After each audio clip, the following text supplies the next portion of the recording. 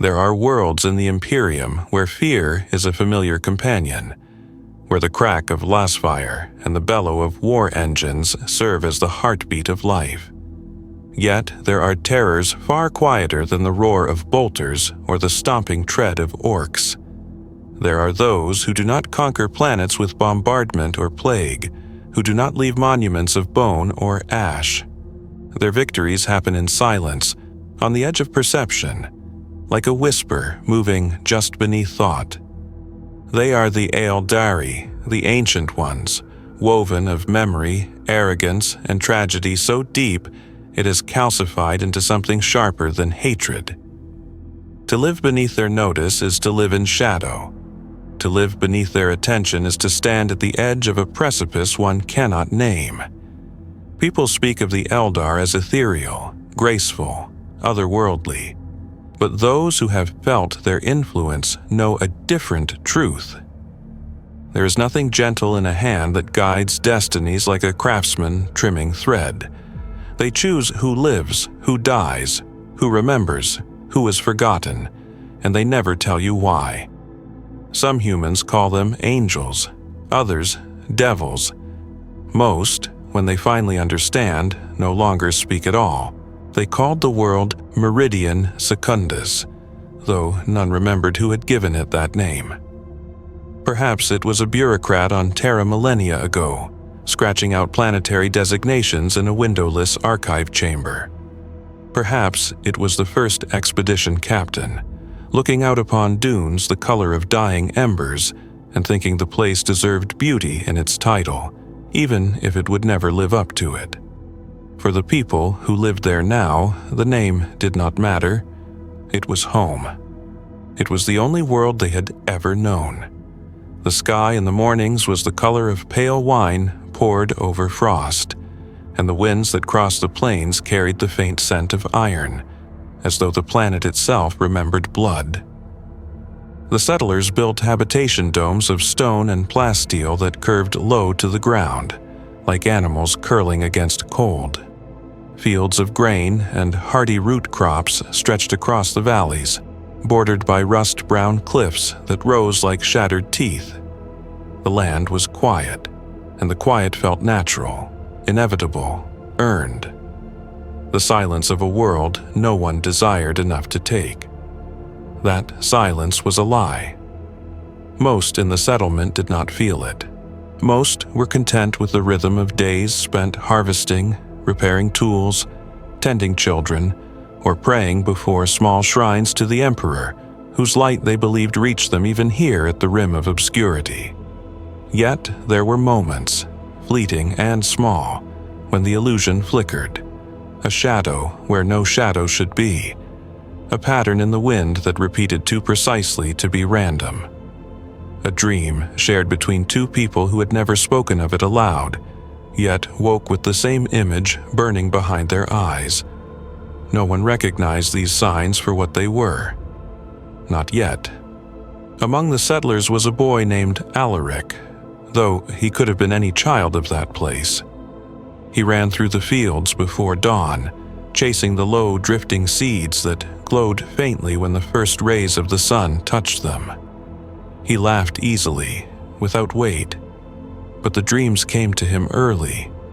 Dreams of figures that stood tall and slender against the horizon, faces veiled in starlight, hands lifted in gestures he almost understood.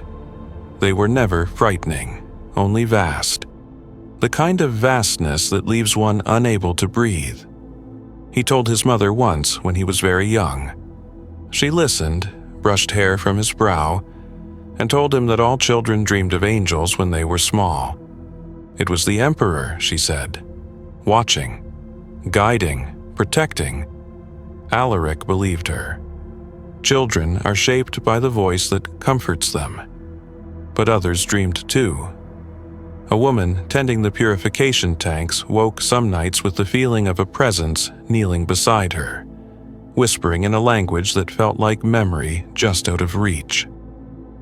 A trader whose voyages to neighboring settlements often took him across the dunes claimed he saw figures walking upon the ridgelines, always distant, always watching. He drank more each year to forget what his eyes insisted on telling him. No one spoke of these things in the open. To do so would have disrupted the peace, and peace was the one thing the colony knew how to guard. It was not until the arrival of the storm, the great one that came once every generation, that the first undeniable sign appeared. The winds rose with a howl like a wounded beast, tearing at crops, domes, and bodies alike. The settlers retreated into shelters they had reinforced over decades, praying for the storm to pass and spare their hard-won lives. The dunes shifted. Mountains of crimson sand swept up into towering waves that could bury a transport vehicle whole. Lightning flickered within the storm wall, but the lightning did not follow natural paths. It traced arcs that formed runes no human recognized.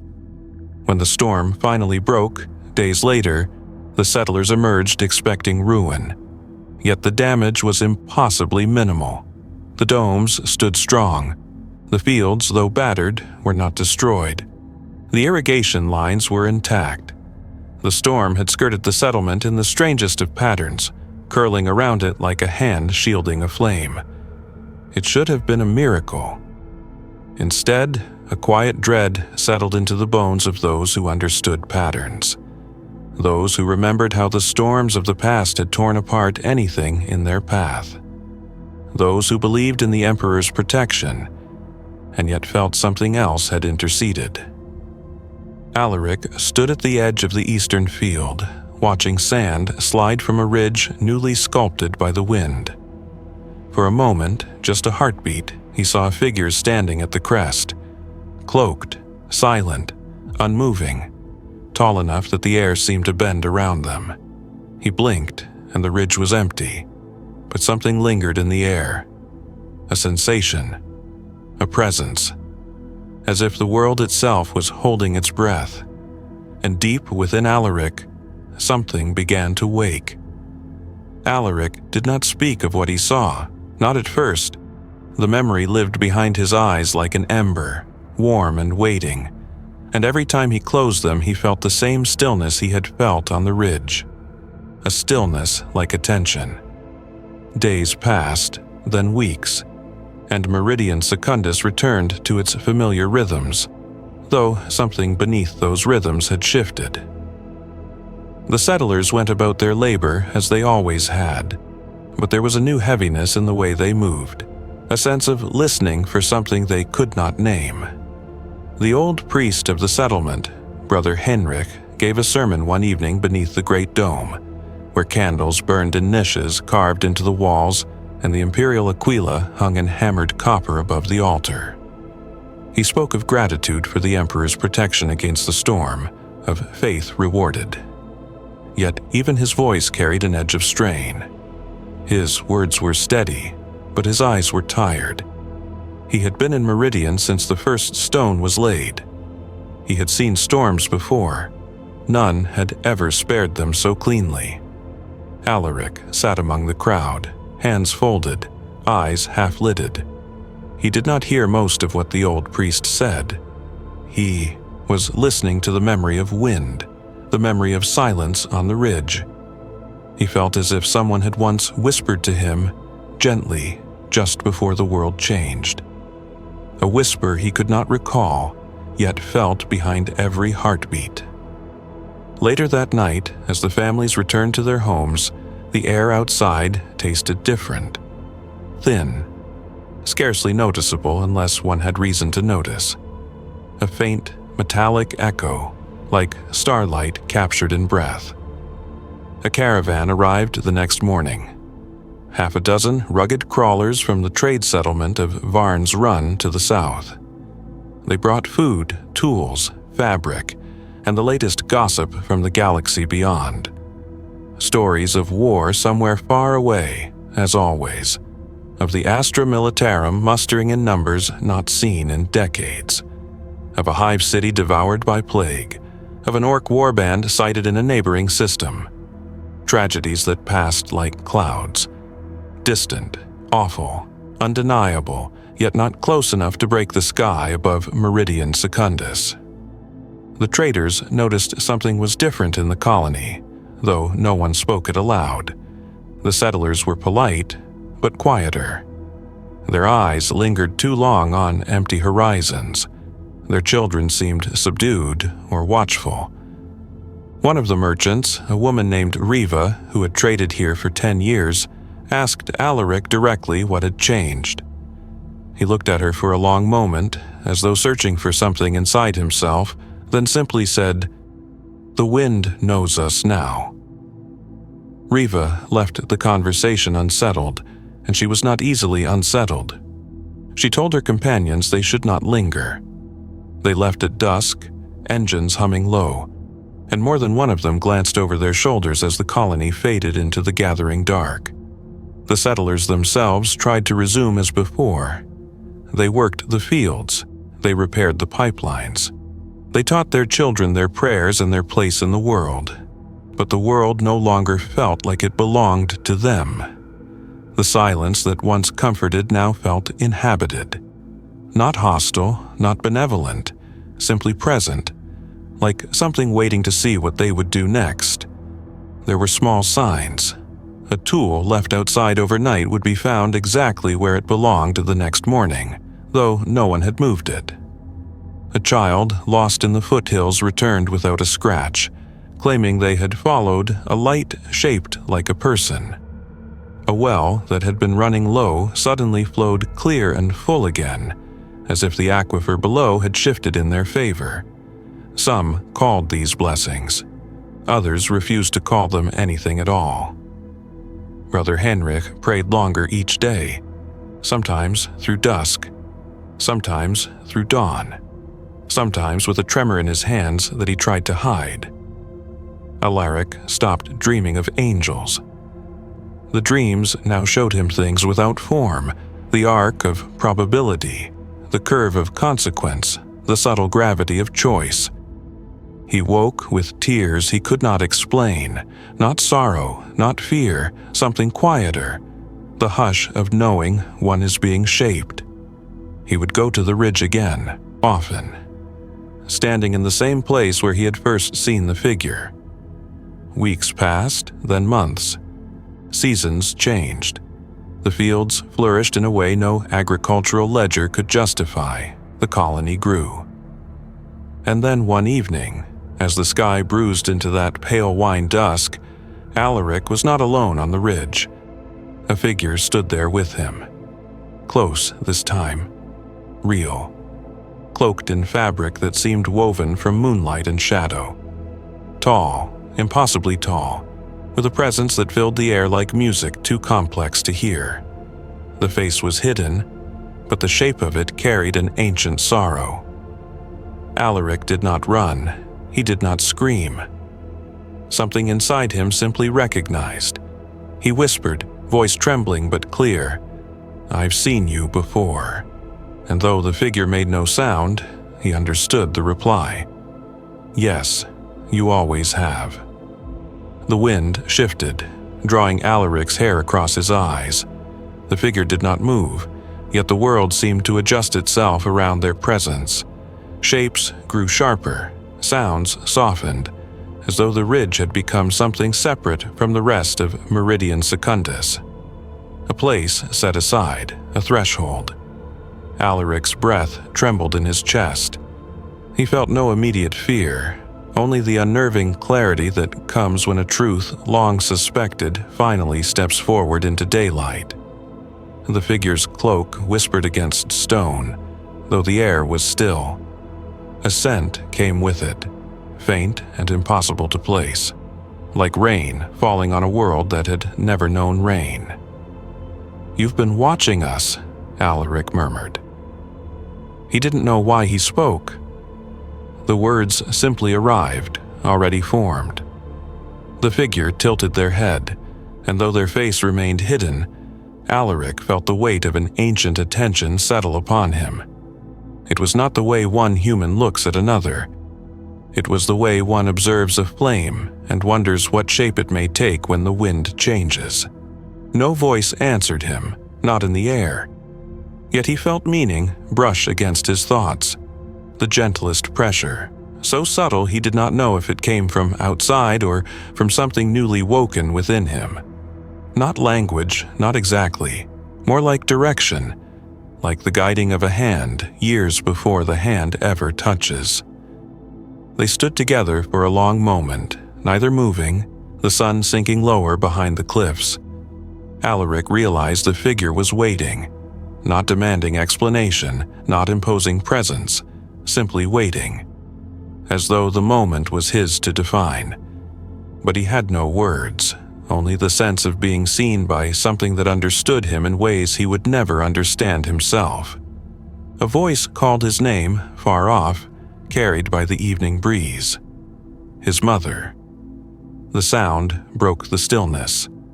He turned instinctively, and when he looked back, the figure was gone. No footsteps, no trace, only the pale wine dusk and the faint scent of starlight fading. Alaric walked home, but the world felt changed. Or perhaps it had always been changed, and he was only now beginning to perceive it. He did not tell his mother. He did not tell Brother Henrik. He did not tell anyone. Yet the moment stayed with him, like the memory of warmth after stepping away from a fire, still lingering on the skin. Days passed. Life resumed. But now there were more signs. A settler repairing an irrigation conduit cut his hand deeply. Blood soaked his sleeve before he reached the medici station. By the time he arrived, the wound had closed. The skin bore no scar. He insisted he had felt something touch him. Something gentle, invisible. A hunter who traveled the canyons returned with a tale of seeing lights dancing between the stone spires. Not the flicker of flares, not the phosphorescence of native insects. Lights that moved with purpose, with intelligence. Children began drawing shapes in the dirt, curving, elegant lines, interlocking forms that none of them could read, yet all of them drew the same way. Patterns with no source and no explanation. Patterns that were not human. Brother Henrik gathered the adults for counsel. Candles flickered in the dome, their flames unsteady in the hush of the room. Faces were strained, hands clenched. Fear rode the air like static. "These signs," the priest said, voice cracking, "are not miracles, they are influence. Something unseen shapes this place." He swallowed, eyes glistening with desperation. "We are the emperors, and the emperor does not move in silence." The room murmured. Disagreement simmered. People looked to one another for certainty and found only reflections of their own doubt. Alaric stood at the edge of the gathering, unnoticed. He listened. He felt something inside him tangle, loyalty, awe, unease, recognition. He did not know what he believed, only that the thing watching them was not cruel, not malicious, but it was not theirs. It did not belong to humanity. And the colony was no longer shaping itself. It was being shaped. When the meeting dispersed, Alaric slipped away and returned to the ridge. The figure was already there. This time, the cloak was lowered just enough that he could see the curve of a cheek, delicate and austere as carved crystal. Eyes like burning void light, ancient, sorrowful, unbearably bright. Not a ghost, not an angel, an Eldari. He had heard the word only once, in a story told by a trader, dismissed as myth. A people older than memory, proud beyond reason, tragic beyond comprehension. He had not understood then, he began to understand now. The Eldar did not speak, but Alaric heard meaning all the same. You are not alone, you have never been alone. His knees weakened. The truth was not comfort, it was too large for comfort. The Eldar lifted a hand, slow, measured, not to touch him, merely to acknowledge him, to recognize him. A shadow crossed the sky, a shape, a vessel. Silent, sleek. Nothing human had built a craft so graceful. The Eldar was not alone either, and the colony's fate had already begun to unfold. The vessel overhead moved without sound, gliding through the atmosphere like a thought passing through another mind. Its hull shimmered in hues that did not quite belong to Meridian sky, colors that shifted like oil upon glass yet remained soft, controlled, intentional. It was not the brutal geometry of Imperial craft, all armor plates and visible engines. It was not the jagged menace of raider ships. This vessel seemed almost alive, a shape that belonged to starlight more than air. Alaric stood very still, his breath shallow. The Eldar beside him did not look to the sky. They already knew. They had always known. A single ribbon of light trailed behind the vessel, a faint luminescent line dissipating slowly, as though time itself was reluctant to let go of it. It carved a slow arc across the horizon, then vanished beyond a mountain ridge. No sonic boom, no atmospheric agitation, only silence. For a long moment, neither Alaric nor the Eldar moved. When the Eldar finally lowered their hand, the movement was graceful in a way that made human gestures seem clumsy by comparison. The way one moves when every motion has been perfected across centuries. No excess, no hesitation. The Eldar turned away from Alaric and began to walk along the ridge. Not toward the settlement, but parallel to it, as though walking the world's boundary rather than its terrain. Alaric followed without being asked. It did not occur to him to refuse. They traveled in silence. The sun dropped below the redstone cliffs, and the sky deepened into violet. The first stars appeared, sharp and painfully clear. Alaric felt as if he was seeing them for the first time, not as distant lights, but as destinations, as choices. When the Eldar stopped, they stood before a stone outcropping that jutted from the ridge like a blade. Alaric had seen it before. All settlers had. It was nothing remarkable, a weather-worn slab of rock shaped by centuries of sand and wind. But now he saw the patterns. Shapes had been carved into the stone. Not recently, no, these markings were older than any human step upon this world. The lines curved with the same elegance the children had drawn in the dust, interlocking arcs and flowing sigils. They danced when the starlight touched them. Not literally, yet somehow they seemed to move even in stillness. Alaric's voice was quiet when it finally came. "You were here before us." The Eldar did not answer with words, but the truth pressed gently into his awareness again. That same whispering certainty. Yes. This world had once belonged to them, or perhaps not belonged. Nothing in their manner suggested ownership. It felt instead like remembrance, like grief. Alaric lifted his fingers to the carvings, not to touch, but to hover just above the surface.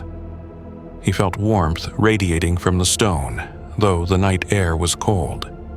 He thought then of the fields that had never failed, the storms that had bent around the colony, the dreams that came before language, the protection that had never been asked for, never been offered, only given, shaping, guiding.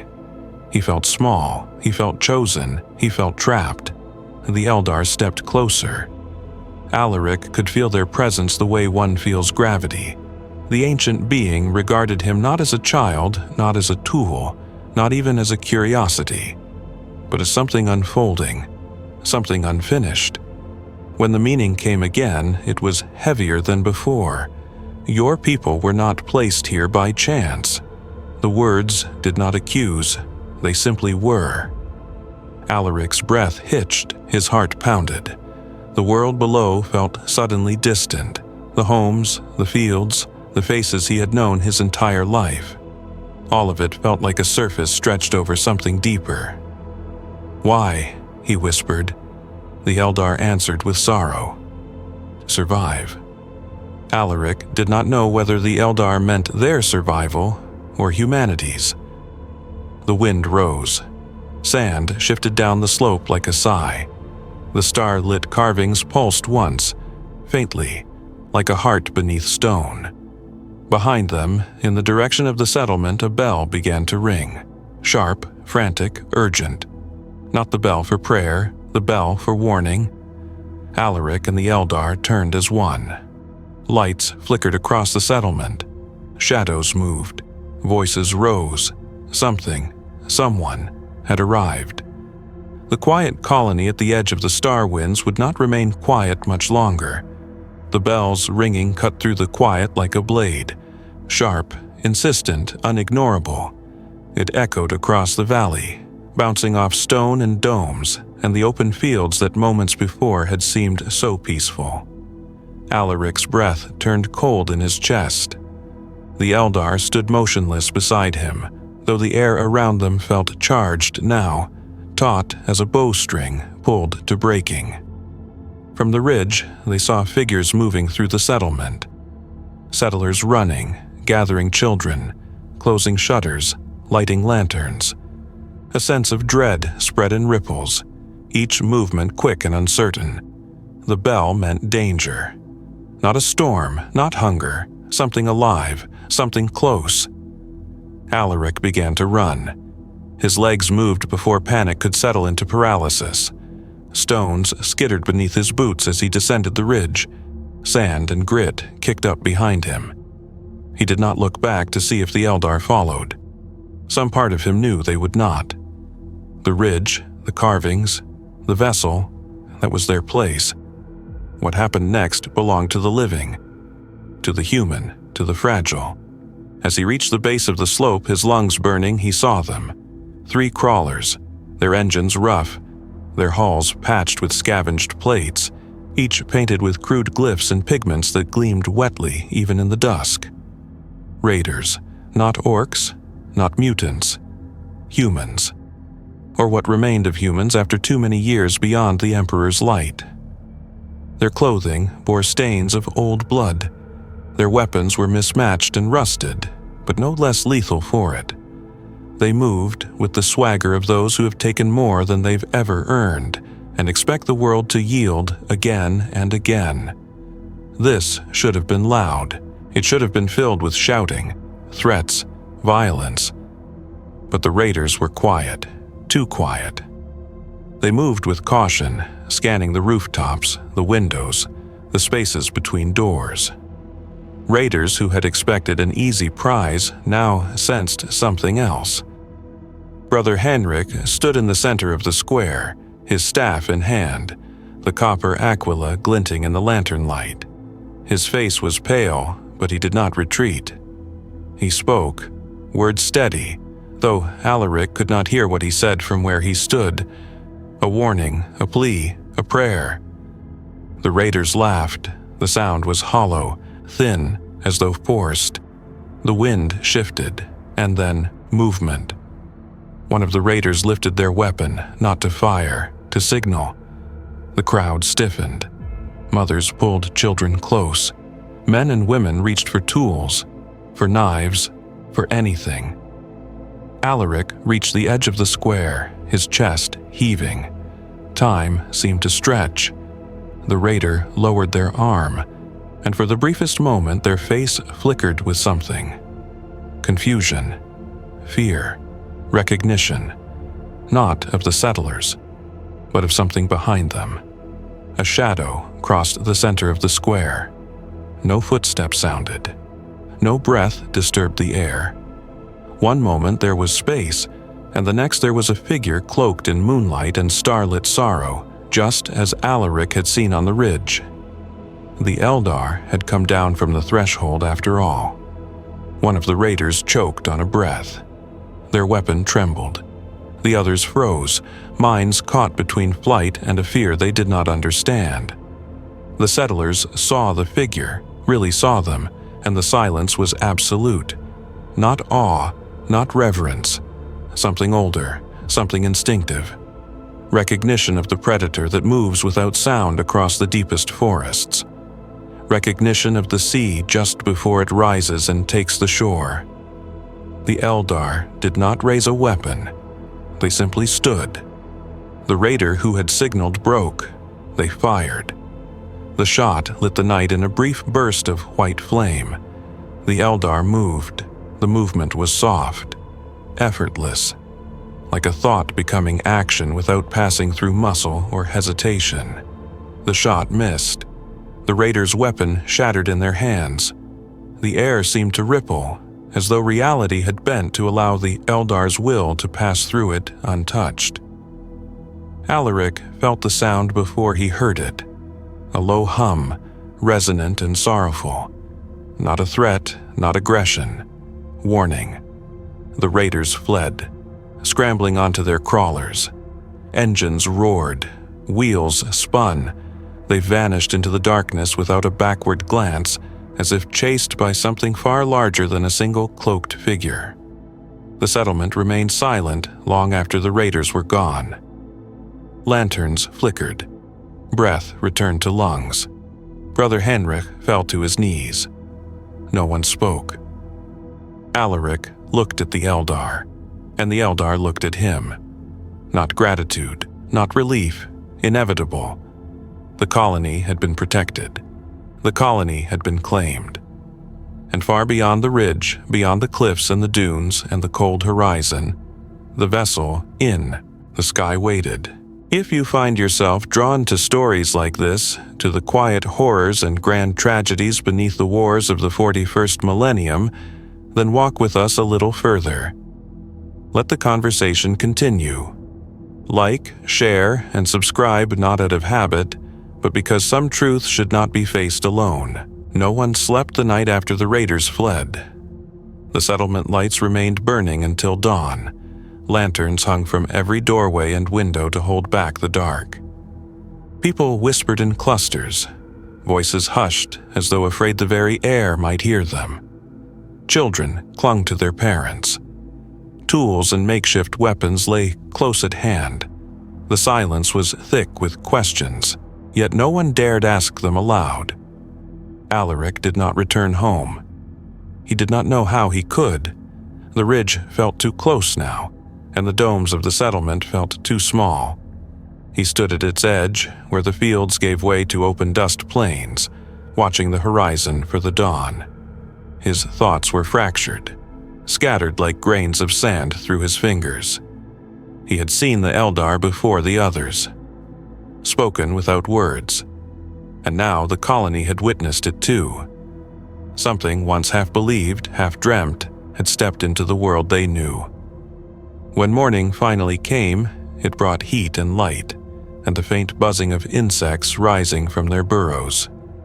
Life, in its stubborn way, continued. But the air had changed. The settlers moved slowly, as if expecting something to stir in the periphery of their vision. They avoided the place where the Eldar had stood. They avoided looking at Alaric. Brother Henrik gathered the elders once more beneath the dome.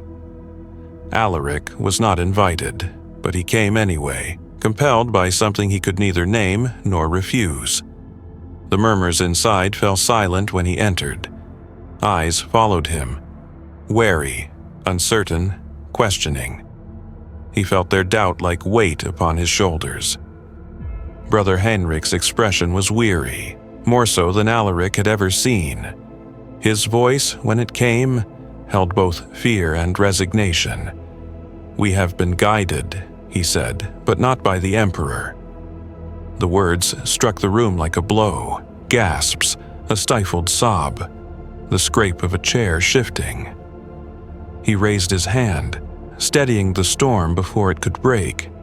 "We do not yet know the purpose of this guidance. We do not know whether we have been saved or ensnared.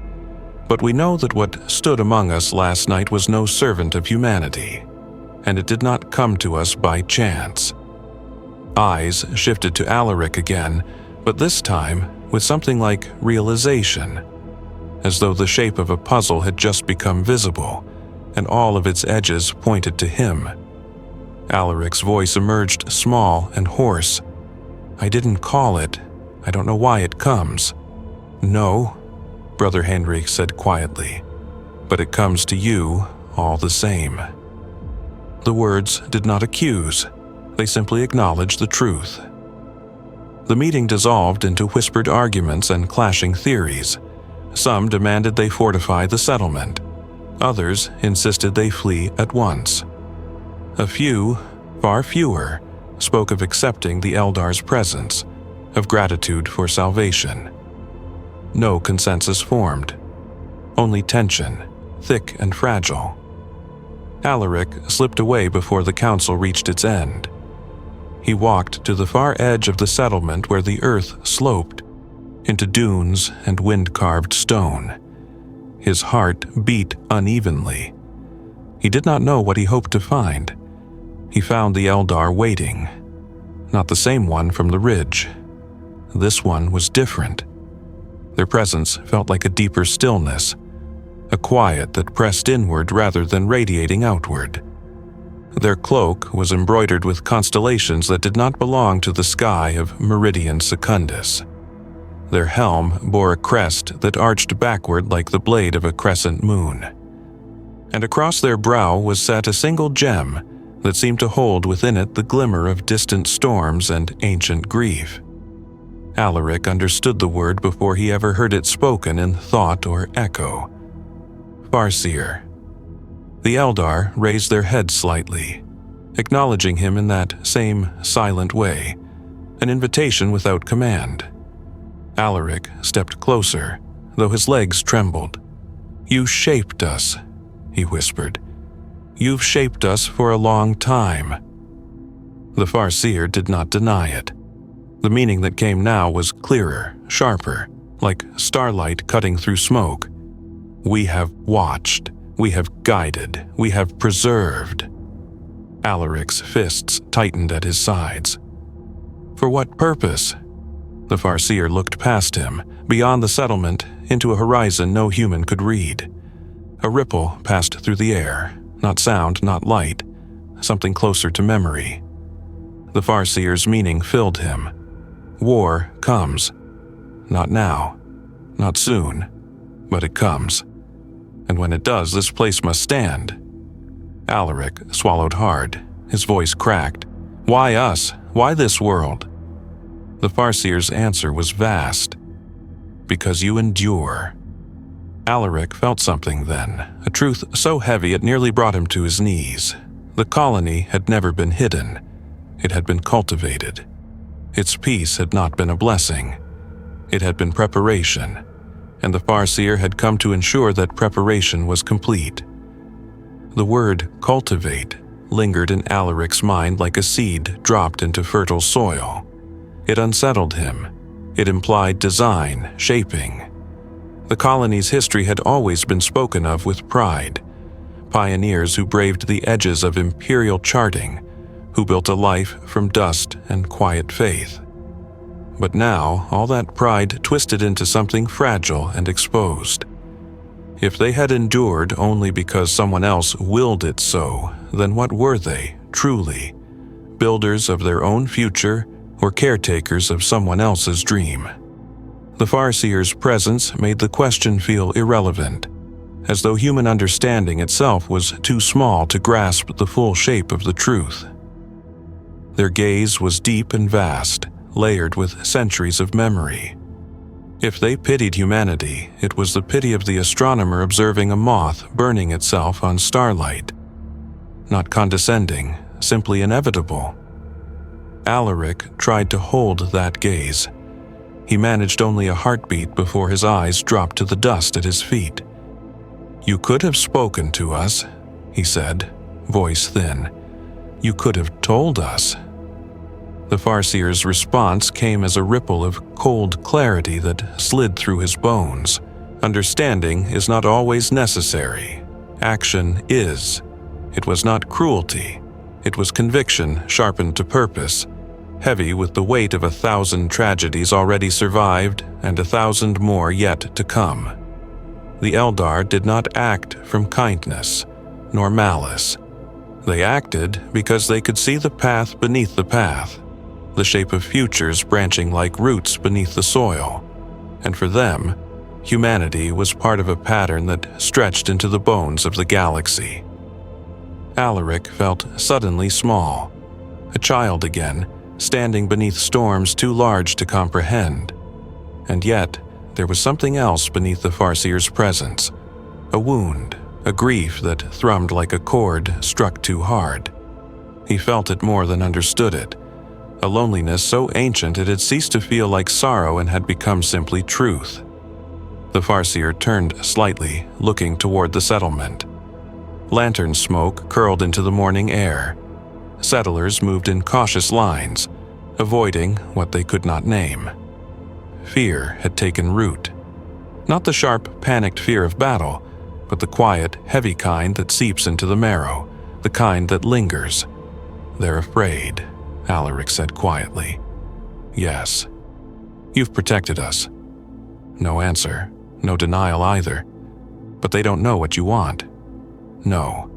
Alaric's breath hitched. "Do you know what you want?" The Farseer's head tilted, and for the first time something like motion passed behind the mask. Not amusement, not offense. Something softer, something impossibly tired. "I know what must be done." The words carried unbearable weight, the kind that crushes, not commands. Before Alaric could speak again, a figure approached, Sister Rel, one of the settlement's medici. Her steps were hesitant, her eyes wide, her hands trembling as she took in the Farseer's presence. Yet she did not collapse. She did not flee. She swallowed, steadied herself, and spoke, voice wavering. "The wounded raider, the one who fell when they fled, he lives. He's asking for the boy." Alaric blinked. "Me?" Sister Rel nodded. "He says he saw something on the ridge. He won't speak to anyone else." Alaric turned to the Farseer. The Eldar did not move, did not signal, did not instruct, but the meaning that reached him this time was unmistakable. Go. The thread tightens. Alaric followed Sister Rel through the settlement, the Farseer watching his steps with a gaze that saw not just where he walked, but where he would walk, and where he would never return. They entered the medici shelter, a low, cool dome filled with the smell of antiseptic, mineral water, and fear. The raider lay on a cot, chest bandaged, skin pale. His eyes flicked open when Alaric entered. Not madness, recognition, as if they shared something neither had chosen. His voice rasped like dry leaves. "Kid, you don't understand what walks with you." Alaric felt the settlement around him, fragile as pottery. Felt the Farseer's presence at the edge of perception, patient as the slow grind of stars. The raider's gaze sharpened. "They aren't saving you," he whispered. "They're shepherding you." He coughed, breath hitching. Blood stained his teeth. "They shepherd planets, boy." His fingers twitched, reaching weakly, as though trying to hold on to something already gone. And shepherds only care for the flock to the point of slaughter. Alaric's heartbeat thundered in his ears. The Farseer's presence pressed gently against his mind. Not denial, not confirmation, only the echo of inevitability. The raider's breath came in thin, ragged pulls, as though each one cost him something he did not have to spare. Sister Rel moved to adjust the bandage, but he flinched, shaking his head sharply. His eyes did not leave Alaric's.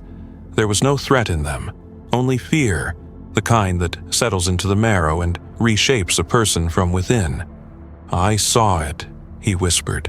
"On the ridge, the tall one, the one the others pretended they didn't see." His fingers twitched again, as if reaching for the memory, trying to force it back into shape. "I thought it was a spirit, or a hallucination, but no. No, it was waiting, watching, your settlement. It's like a shrine, like a gate, and you're in the center of it." Sister Rel made a sign of the Aquila, her lips tight. "He's delirious," she murmured. "Wound trauma, infection. The mind makes phantoms when it fears death." The raider's eyes snapped to hers with sudden intensity. "I know what I saw." Alaric felt the room press closer, felt the Farseer's unseen gaze like a distant star pulling at the tides of his thoughts. He wanted to reject the Raider's words, to dismiss them as the madness of a dying man. But something in them rang too close to truth, the kind that no one wanted to speak aloud. The Raider coughed again, shuddering.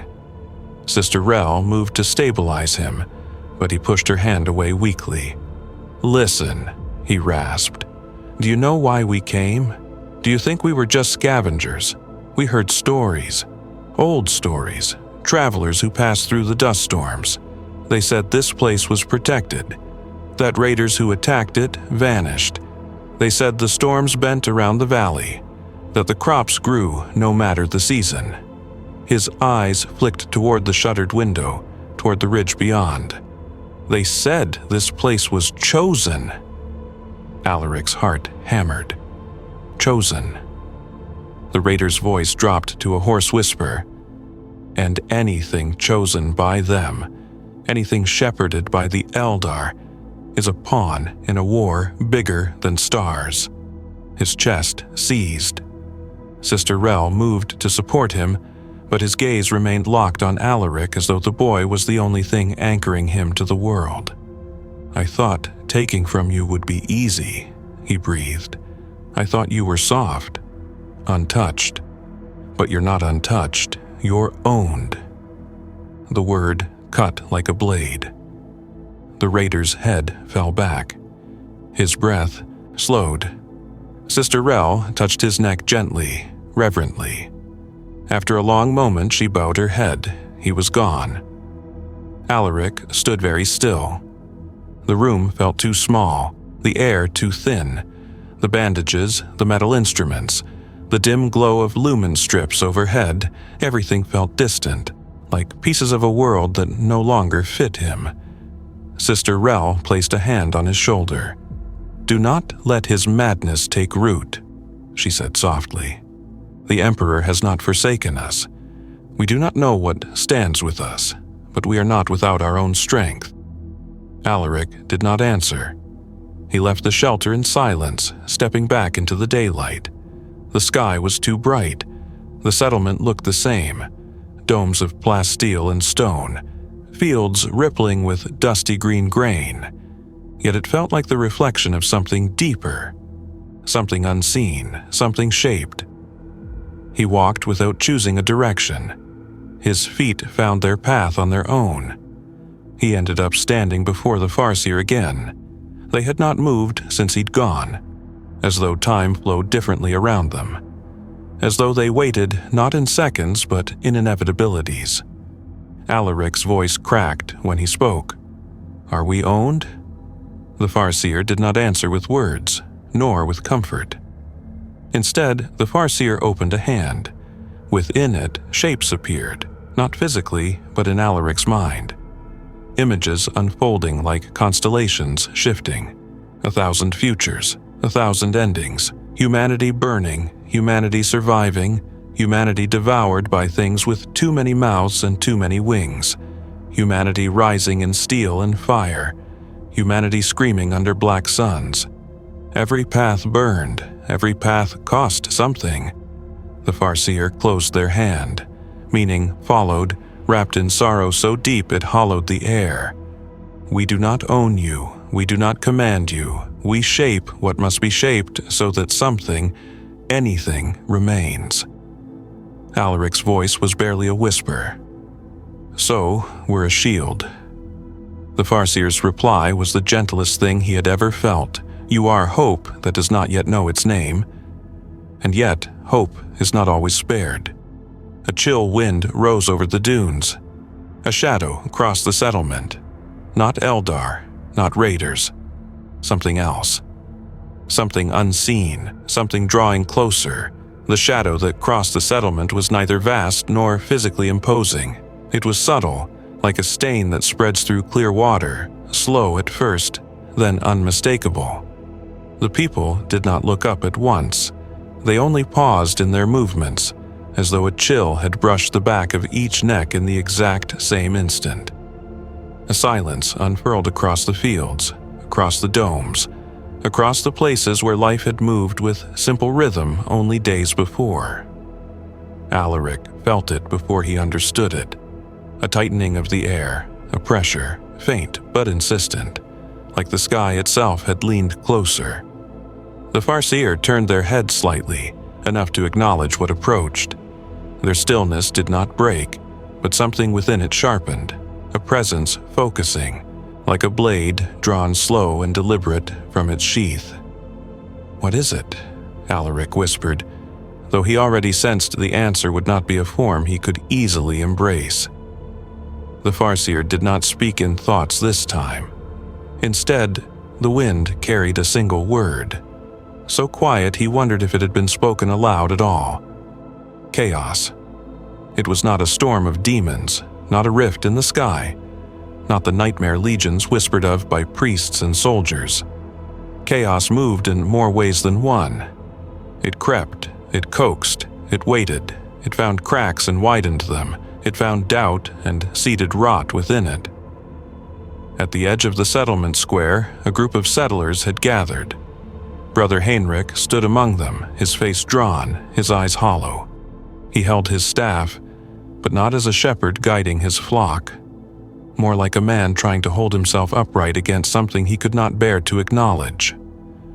A woman shouted, sharp, frantic, her words fractured, desperate. Alaric moved closer, drawn by instinct more than intent. As he approached, the air thickened with tension, with tremor, with dread. "They are not our protectors," the woman cried. Her hair was wild, her hands trembling, her expression sharp with terror that had curdled into rage. "They have planted themselves in our lives, in our minds. They have guided our children. They have shaped our futures. That is not protection. It is violation." Murmurs spread. Agreement. Fear. The heavy thrum of something beginning to unravel. Brother Heinrich lifted one hand, trying to calm the rising storm. "We do not know their purpose," he said. "We must not surrender to panic." But the woman rounded on him with a laugh that cracked like dry wood snapping. "No," she spat. "Then tell me, priest, how many times have you prayed for deliverance and had it answered? How many times have you begged the Emperor to reveal his will, only to be met with silence?"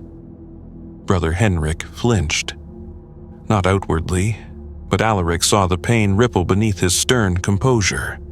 The woman pointed toward the ridge, toward the Farseer, toward the truth no one wanted to see. They answered, "Not him. They have been the ones shaping us all along. The Emperor did not keep this settlement alive. They did, and they did not do it for us." Her words struck the crowd like hailstones, each impact small but relentless. Someone else echoed her, then another, and then the panic began to move, slow, almost graceful, the way an avalanche begins as a single shifting stone. "We must drive them out," someone said. "We must leave," said another. "We must break whatever hold they have," said a third. The Farseer did not move. They watched. They listened. They let the storm gather its own momentum, anticipating, accepting, perhaps even sorrowful. Alaric stepped forward before he could think better of it. His voice cracked like a branch under strain. "They saved us." The crowd turned to him, not with relief, not with gratitude, with expectation. Because if he defended the Eldar, if he stood as the bridge, then he would become the dividing line.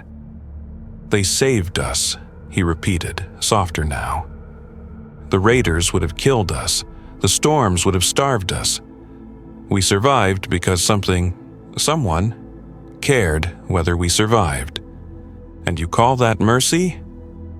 The woman stepped closer, eyes burning with the kind of grief sharpened into fury. A cage with warm food is still a cage. Alaric felt the words strike him, deep, true, painful. The Farseer's presence brushed his thoughts, a quiet guidance, not command, not persuasion, a reminder. Hope is not gentle. He drew a breath. "We do not know what they want," he said, "but I have seen them, and they grieve us. They do not rule us. They mourn us. They are not gods. They are carrying something far heavier than we can understand." The woman stared at him, and then she whispered, "Grief does not make them righteous." Silence. Heavy, unbreathing. The kind that comes before something breaks. A single shot rang out, a gun, a real weapon, not a tool, not a farming implement. The sound echoed across the settlement like thunder striking the bones of the world. Someone had fired, not into the air, at someone. Alaric's heart seized. Everything moved at once, but he had not yet seen who fell. The sound of the shot carved a moment out of time. For a heartbeat, everything stood still. The dust in the air, the breath in Alaric's chest, the murmurs of the crowd strangled into silence.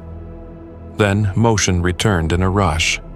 A wave of shouts and cries as bodies shifted back, hands reached for children, and fear found shape. Alaric's eyes searched for the fallen. It was Brother Henrich. The old priest knelt in the dirt, one hand pressed against his shoulder where blood seeped through cloth and fingers. The wound was not fatal, not yet, but the shock on his face was that of a man who had just seen a pillar of his world crack. Not pain, not anger, betrayal. To be wounded by one of his own, among those he had shepherded, was a wound far deeper than flesh. The woman who had spoken before stood rigid, weapon trembling in her grip. Her breath came fast, wild, her eyes wide. She had not meant to shoot him, or perhaps she had, and only now realized what the act meant. I didn't," she choked out. He was defending them. The crowd swayed as if caught in a silent tide. Something had broken, and now nothing would return to the way it had been. Sister Rel ran to Heinrich's side, pressing cloth against the wound, praying without sound. Others looked to one another for someone to blame, someone to follow, someone to fear. Leadership fractured in an instant, splintering into too many directions to name. Above them all, the Farseer stood on the ridge. Not imposing, not triumphant. Still. Their cloak shifted gently in the breeze, as though untouched by the chaos below. Alaric stepped forward. Not because he knew what to do, but because the alternative was to let the moment devour them all. His voice rose, though it felt like he was speaking against a storm. "This was not their doing," he said. "This was ours. We chose fear. We chose doubt. We chose to tear ourselves apart." Some listened, some did not. The woman's face contorted, not with rage now, but with a grief that looked like collapse. She dropped the weapon. It struck the ground with a dull, final sound. Tears streaked her cheeks. "We're losing ourselves," she whispered. No one stepped to comfort her. The Farser moved then, not toward the wounded, nor toward Alaric, but toward the center of the settlement square. The crowd parted without being asked. Not from reverence, from something deeper, something older. The recognition of a force that had seen centuries pass like breaths. The Farseer raised a hand. Not to threaten, to offer silence. The air stilled. The settlement held its breath. The Farseer's voice came not as sound, but as presence. A meaning that touched every mind, not with force, but with inevitability. Your lives are your own. Your choices are your own. Your grief is your own. We do not command you. We do not claim you. But you stand at the edge of a war that does not wait for belief. Images unfurled again, brief, fleeting, impossible to hold. Blackened stars, burning cities, worlds breaking beneath impossible claws, the silent advance of things without souls. The Farseer lowered their hand. We prepare what must endure. Sister Rel lifted her head, blood on her hands, her expression resolute in a way that seemed to anchor the settlement back into itself. "Then teach us," she whispered. "Not surrender. Acceptance. A choice." The Farseer inclined their head, a motion so small it could have been mistaken for wind-shifting fabric. Not triumph. Acknowledgement. Alaric felt the arc of the moment settle into place, like a stone lowered gently into the foundation of something larger than any single life. The colony would not flee. The colony would not turn on itself. Not yet. But the world had shifted. The illusion of untouched peace had died. The settlement now understood that protection always has a price, and ignorance was the most fragile kind of safety. Brother Henrik, pale but conscious, looked to Alaric and spoke with a voice that trembled but did not break. "Then we stand, not as puppets, not as slaves, but as those who have seen the shape of the darkness and choose to remain." The Farseer regarded him, and somewhere behind that inscrutable gaze there was something like respect. The sun dipped low again, staining the dunes in copper and violet. Night approached, and something else with it. The Eldar had come, the shaping had begun. Dawn rose over Meridian Secundus in muted colors, as though the sun itself hesitated to look directly upon what the night had wrought. The fields glimmered with dew, but the settlement did not wake with the usual slow hum of morning labor. Instead, the air held a dense stillness, like breath drawn and held, waiting for some signal to release. The Farseer remained near the edge of the square, silent, presence as constant as the horizon. They did not command, they did not instruct. They simply existed there, a reminder of the quiet truth now etched into every heart. The colony was no longer alone, and had never truly been. Sister Rel tended to Brother Henrik within the Medici shelter. His wound was clean, though infection lingered beneath the skin, a dark heat that pulsed with his heartbeat. The old priest drifted between waking and dreaming, his voice whispering prayers that sounded more like pleas than certainties. The woman who had shot him knelt outside the dome, head bowed, hands bound loosely, though no one guarded her. Her grief had already imprisoned her more effectively than any chain. Life did not stop, it simply moved differently. Alaric helped mend irrigation valves with his father, though neither spoke. The tools felt strange in his hands now, as though he had outgrown them overnight, though no part of him wished to abandon the work. Work was grounding. Work was real.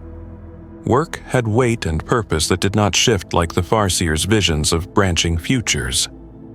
But the silence between Alaric and his father was not the silence of comfort.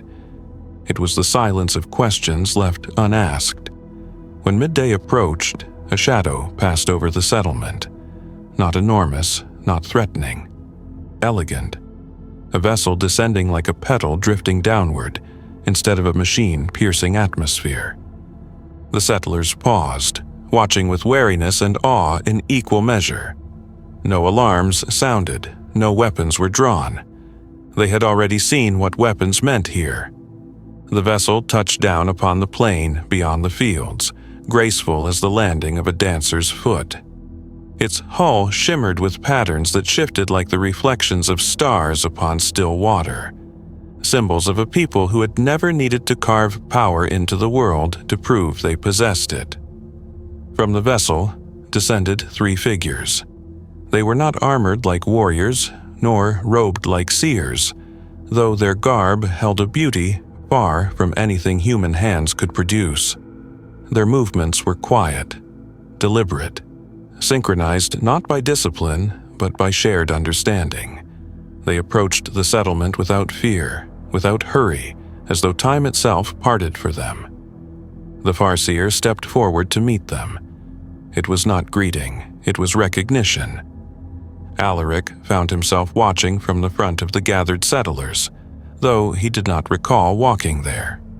He could not hear the words exchanged, not until the Farseer allowed him to. The meaning came like wind carrying scent, subtle and layered. The time has come to begin.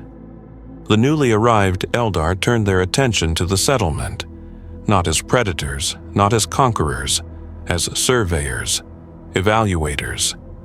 They looked at structures, at fields, at the slope of the land, the depth of the riverbed, the composition of the soil, not judging, calculating. The realization settled like a stone in Alaric's stomach. They were preparing the colony, not for abandonment, for defense. His voice slipped free in a whisper. War is coming here. The Farseer did not turn, did not nod, did not need to. Yes? The word resonated in the hollows of his ribs. Someone behind him murmured a prayer. Someone else cursed. A child began to cry, quietly, not out of fear, but because children understand when adults' faces change, when certainty fractures. The Farseer spoke then, aloud, the voice soft, melodic, yet heavy with the weight of inevitability. There are forces in this galaxy that do not know your names. They do not see your lives. They do not care that you have built, cultivated, loved. They see only conquest, consumption, silence. They come for this world not because of what you are, but because of where you stand. The settlers stiffened, drawn to the words like moths to flame. You will be offered a choice: remain and stand, or flee and be lost. The woman who had shot Heinrich raised her head, eyes red-rimmed but steady. If we remain, do we survive? The Farseer regarded her with a silence that felt like mourning. Survival is not granted, it is taken. The crowd stirred, fear and resolve coiling together. Alaric felt his heart beating hard enough to ache. He thought of the raiders. He thought of the vessel above the ridge. He thought of the dreams that had begun long before he could speak. The Eldar had been shaping them toward this moment. Not to save them, to give them a chance. A chance that came with a price no one yet understood. The settlers dispersed slowly, not in panic but in a quiet, stunned drift. The weight of the Farseer's words clung to them, heavy as desert heat. Some returned to their fields and tasks as if routine could armor them. Some lingered, staring at the Eldar vessel with expressions caught between awe and dread. Others withdrew into their homes, shutting their doors softly, as though loud sounds might draw the future closer. Alaric remained in the square. He felt as if the earth beneath him had shifted, the foundations of his life tilting. Not enough to break, just enough to show that everything he had known was built upon something deeper and unseen. The Farseer and the three newly arrived Eldar spoke together in low, melodic tones, their language lilting like mourning and warning all at once. Alaric could not understand the words, but he felt the meaning. Strategy, arrangement, placement. Pieces of a defense forming like constellations aligning. He felt someone approach at his side. His father, hands rough with work, face weathered by years of sun and wind. His father stood without speaking at first. Alaric braced for reprimand, accusation, or disappointment. Instead, his father's voice came quiet, almost gentle. "You saw them before any of us," he said, "before we even knew to look." Alaric did not know how to respond. He stared at the ground.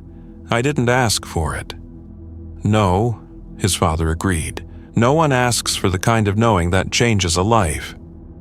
There was no accusation in his tone, only sorrow, shared rather than directed.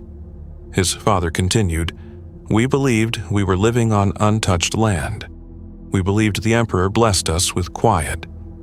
He breathed in slowly. "But now we learn the quiet was curated." "Are you angry?" Alaric asked. His father considered this, truly considered it. "I don't know yet," he admitted. "Anger is a blade, useful but dangerous if drawn too quickly." He watched the Eldar for a long moment. "But I know this, whatever comes, we do not abandon our own." His hand settled briefly on Alaric's shoulder. Warm, grounding, real. Not even when the stars turn against us. For the first time since the ridge, Alaric felt his breath steady. A shout sounded from the fields. All heads turned. A group of settlers had gathered near the irrigation channels. Something stirred in the soil, not water, not wind, a tremor. Faint but unmistakable.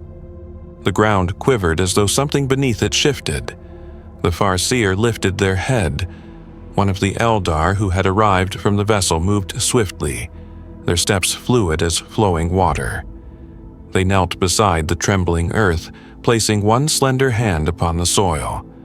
A moment passed, then another. They rose. Their voice was soft, but it carried. They come. No elaboration was needed. The settlers stiffened, breath hitched. Panic flickered like a spark searching for tinder. The Farseer stepped forward, presence gathering like a storm held in perfect stillness. Not today, not tomorrow, not in this moment.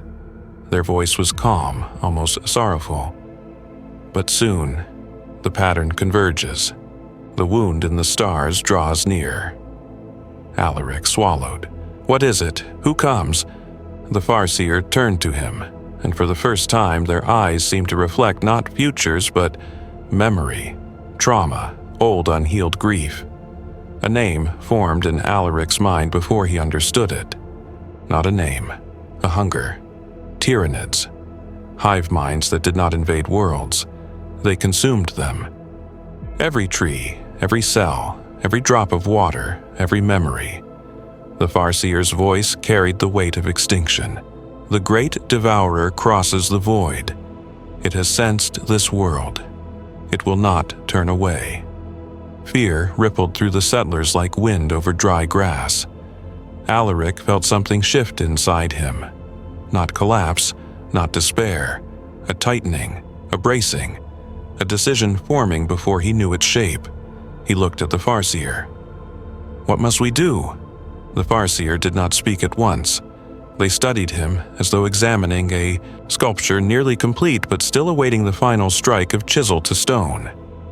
Then, we prepare, we harden the land, we train those who will stand. We fortify not with walls but with will. Alaric exhaled, not relief, resolution. His father nodded, jaw set. Sister Rel stepped forward from the Medicae shelter, hands still stained with Brother Henrik's blood. Others followed. One by one, not all, not even most, but enough. The Farseer's cloak stirred in the breeze. The price of protection had revealed itself. Not safety, not freedom, but purpose. A purpose that would cost. The work began before the sun slipped behind the redstone cliffs. No orders were given, no commands were shouted. Action spread through the settlement like a quiet current of shared understanding. Nothing about their lives could remain unchanged. Not now that they knew what approached. The Eldar surveyed the land with movements as precise as brushstrokes on canvas. They spoke little, not because they withheld, but because every gesture, every glance, every subtle turn of their heads carried meaning. Alaric could not hope to decipher their language, but he felt the logic in it, the way they traced the flow of wind, the slope of ground, the direction of shadow. They chose the high ridge for the first lines of defense. Not walls, not barricades, vantage. The kind of vantage from which one could see a threat before it touched the settlement's edge. Alaric helped carry equipment, shovels, stabilizer stakes, sensor posts from the old survey shed. His muscles ached, but grounding himself in the effort was easier than thinking.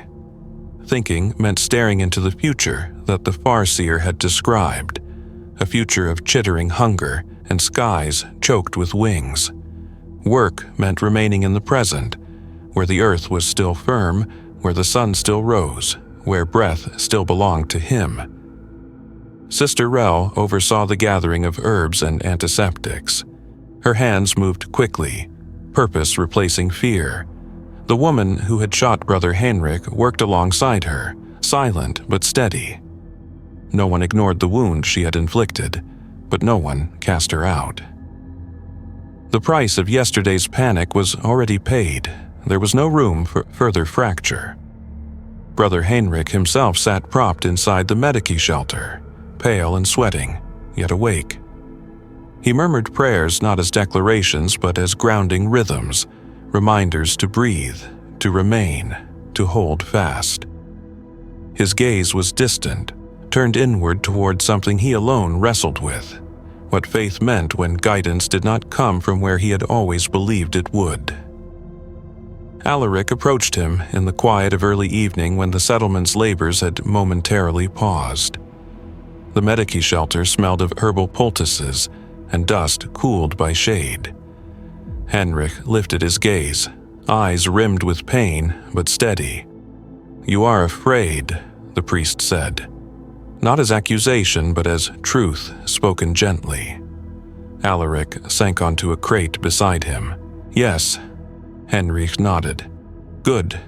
Fear is not the enemy. Fear is the reminder that what we hold matters." He exhaled slowly. "Faith is not certainty. Faith is choosing your purpose even when certainty is denied." Alaric looked down at his hands, dirt beneath his nails, skin raw from work. "I don't know what I'm meant to be." The priest's smile was faint, tired, but real. No one does when their purpose is just beginning. Outside, the wind shifted, a soft, cool breeze that carried the scent of distant stone and new night.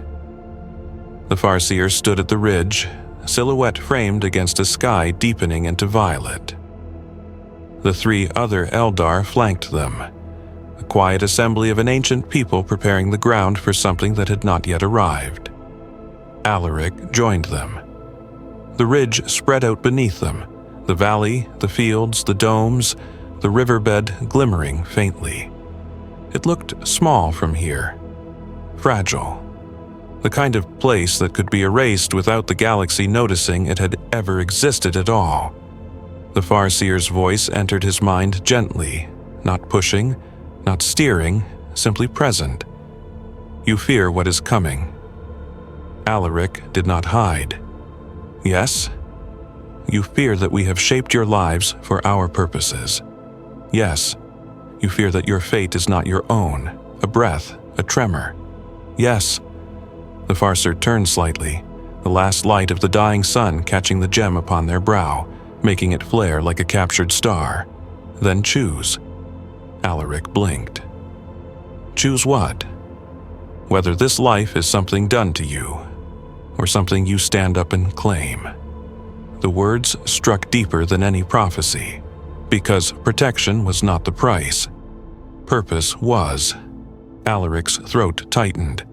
"And if I choose to stand, if I choose to fight, does it matter? Against something like the Tyranids?" The Farseer's gaze did not soften.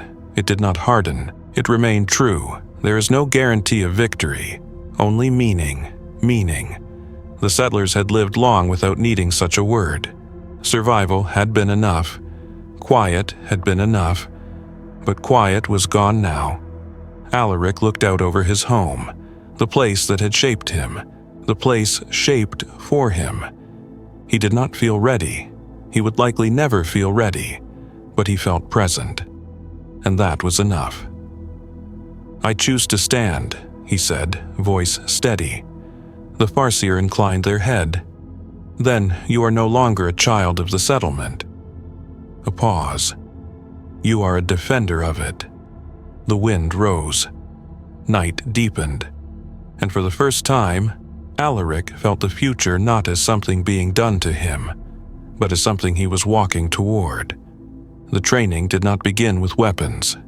The Eldar did not place blades in human hands and demand war from them. They began instead with awareness, with learning how to see.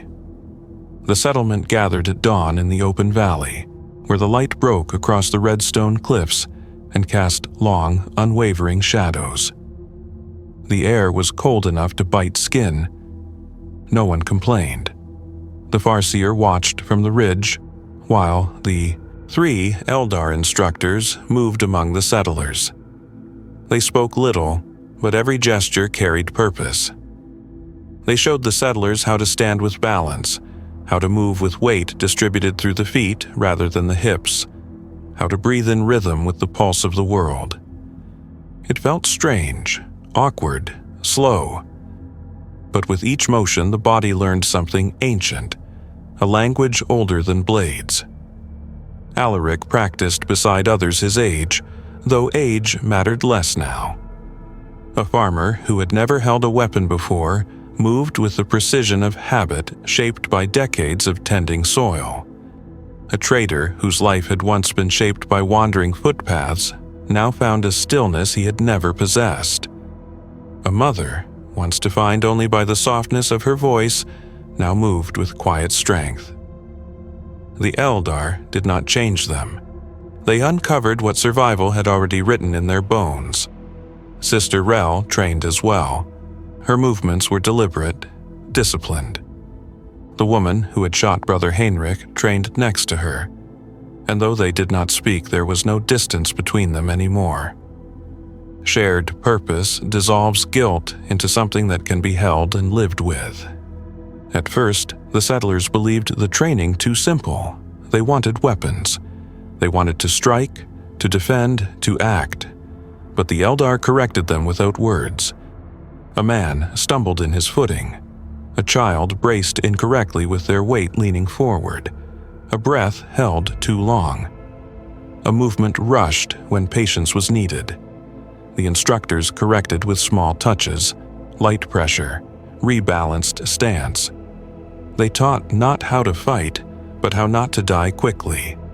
Eventually, the movements became breathing. One step, weight shift, turn, listen, not to sound, to silence, because silence carries the earliest warnings. Days passed. The field still needed tending, the water lines still needed repair, but everything was done with a new undercurrent, the awareness that time itself had begun to shorten, that the horizon had darkened even if eyes could not yet see the shadow. The dreams returned. Alaric woke some nights with his heart pounding and his breath sharp, his mind filled with visions not of Eldar this time, but of something vast and endless. A tide of chitin and teeth, the beating of wings that were not wings, a hunger so total it erased even memory. He did not run to the ridge. He did not seek the Farser. He lay awake, listening to his pulse, until dawn broke. When the training shifted to weapons, it did not begin with guns or blades. The Eldar brought smooth, balanced rods of pale wood, carved not for beauty, but for harmony. They placed one in each settler's hands. Alaric held his, feeling its weight, lighter than it looked, but every inch responsive.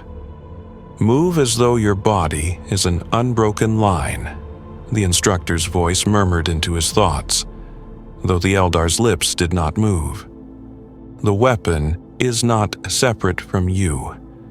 It is the memory of every motion that led to this one. The first time Alaric struck the practice target, the rod vibrated through his arms. His balance faltered. The Eldar corrected his stance with a touch, no words. He breathed again, he struck again. The vibration lessened, again, it softened, again, it disappeared. He did not know how long he trained. Time had stopped meaning anything. Days flowed into one another like wind threads through dune ridges. Bodies grew stronger, movements smoother, footsteps quieter. But the price of protection was not just discipline, it was understanding. One evening, the Farseer approached Alaric directly, not on the ridge, not from afar. They walked among the people not as a figure of destiny, but as one who had accepted the burden of truth. They stopped beside him and spoke aloud, voice quiet yet carrying. There will come a moment when the settlement must choose what lives and what is sacrificed to endure. You must be ready to make that decision. Alaric's breath faltered.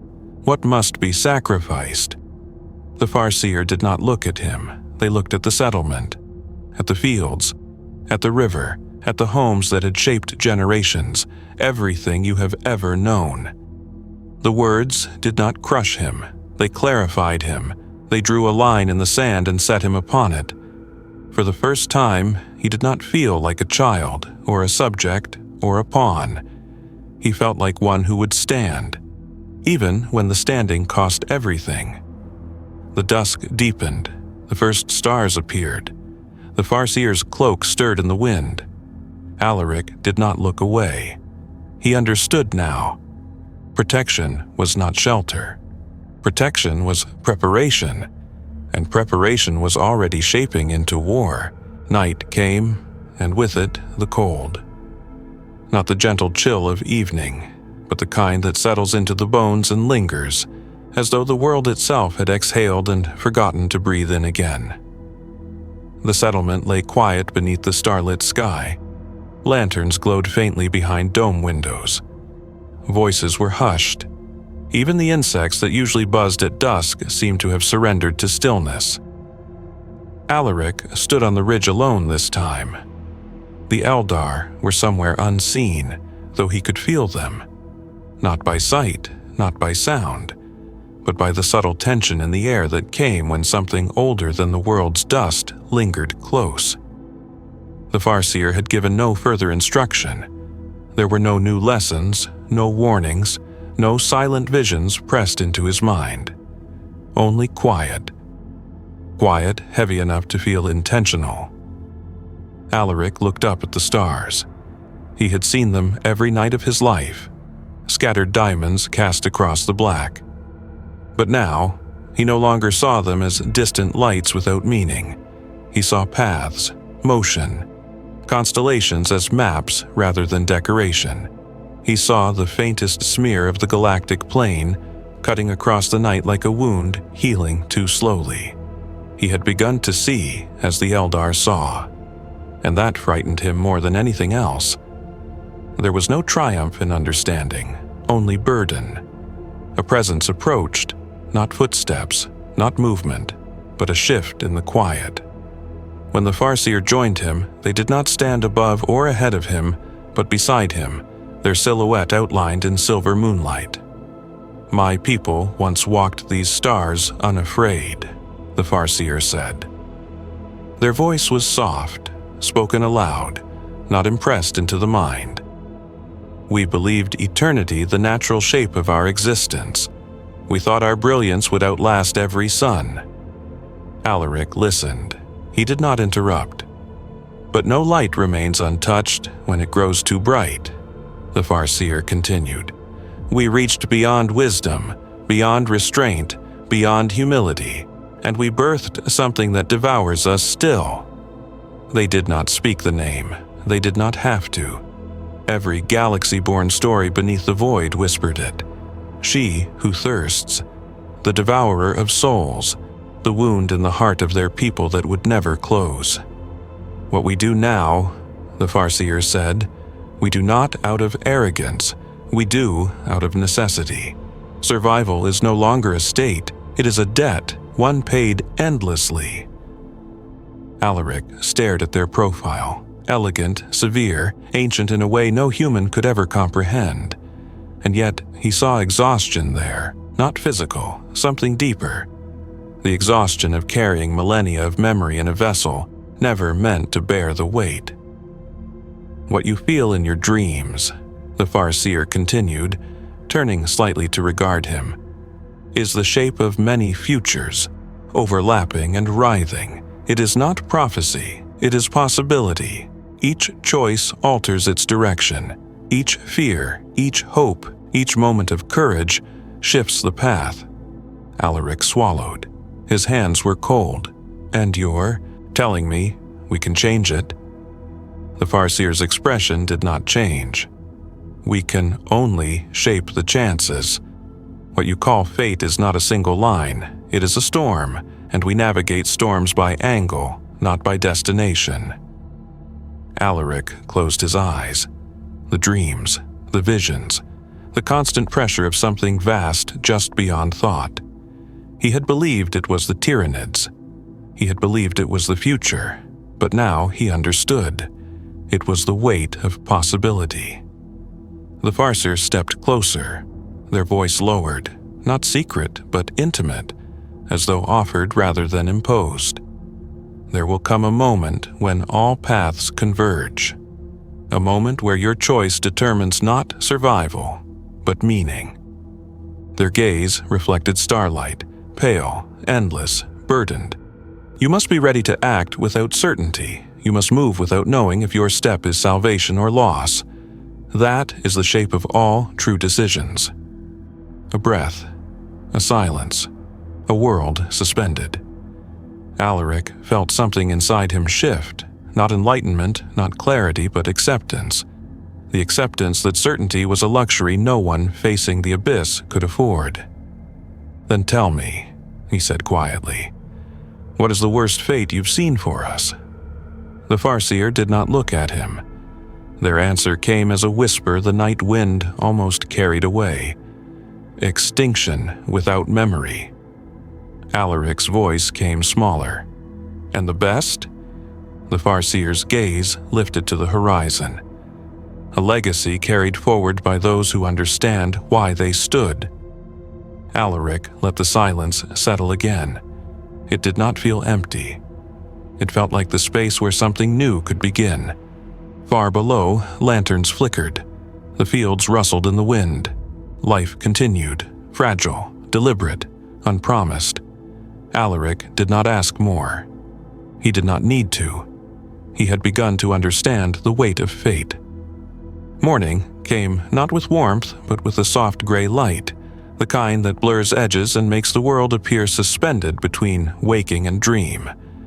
The settlement stirred slowly. Doors opened, feet moved across packed earth. Tools were lifted, voices murmured, life unfolded. But every gesture felt tempered now, every movement weighed with new awareness. The colony was no longer living before something, they were living toward it. Alaric joined the others at the fields.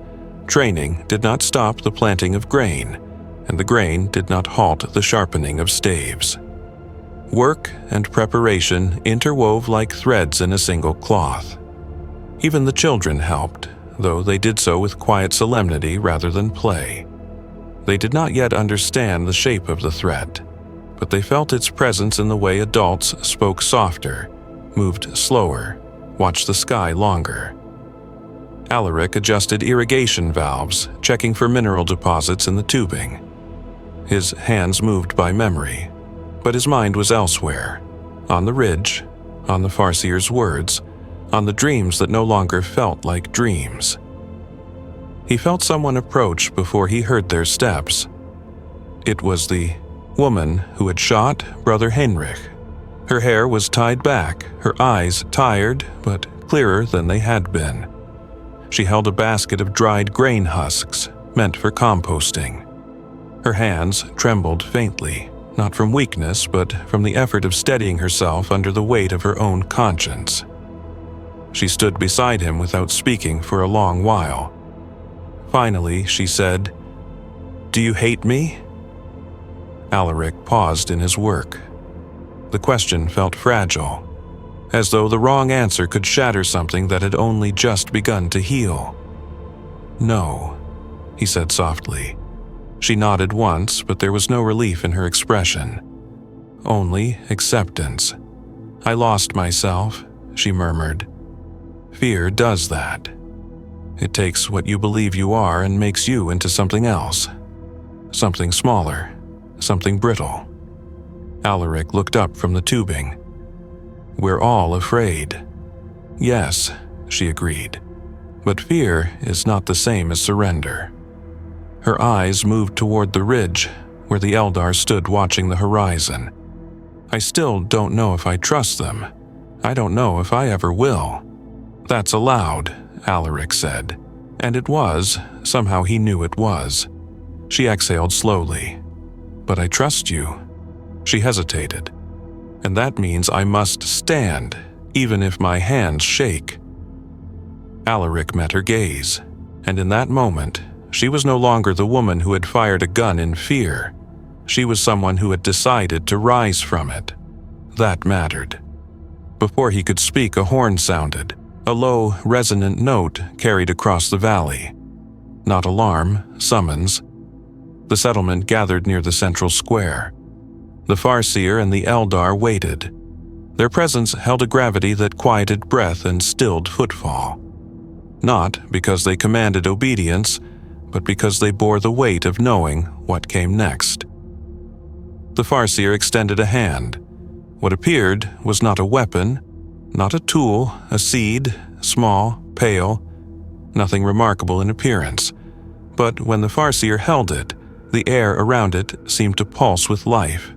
Dormant, waiting, potential coiled into stillness.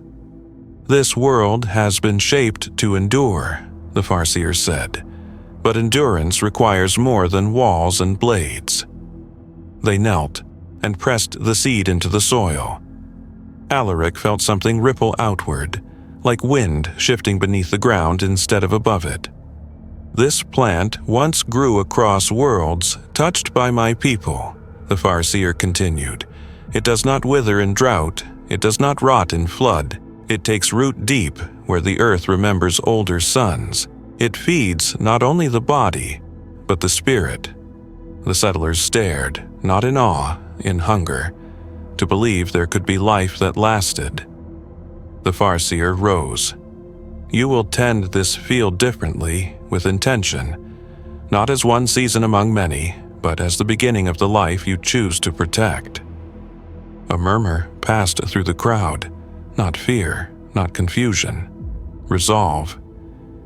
Even Brother Heinrich, pale and leaning on Sister Rel's arm, lifted his voice. "We sow what we are willing to stand for," and the settlers answered, quietly, steadily, "We stand." Alaric felt the words move through him like breath, not belief. Choice. The Farseer's gaze settled on him, not as guide, as witness. "You understand now," Alaric nodded once. "Yes."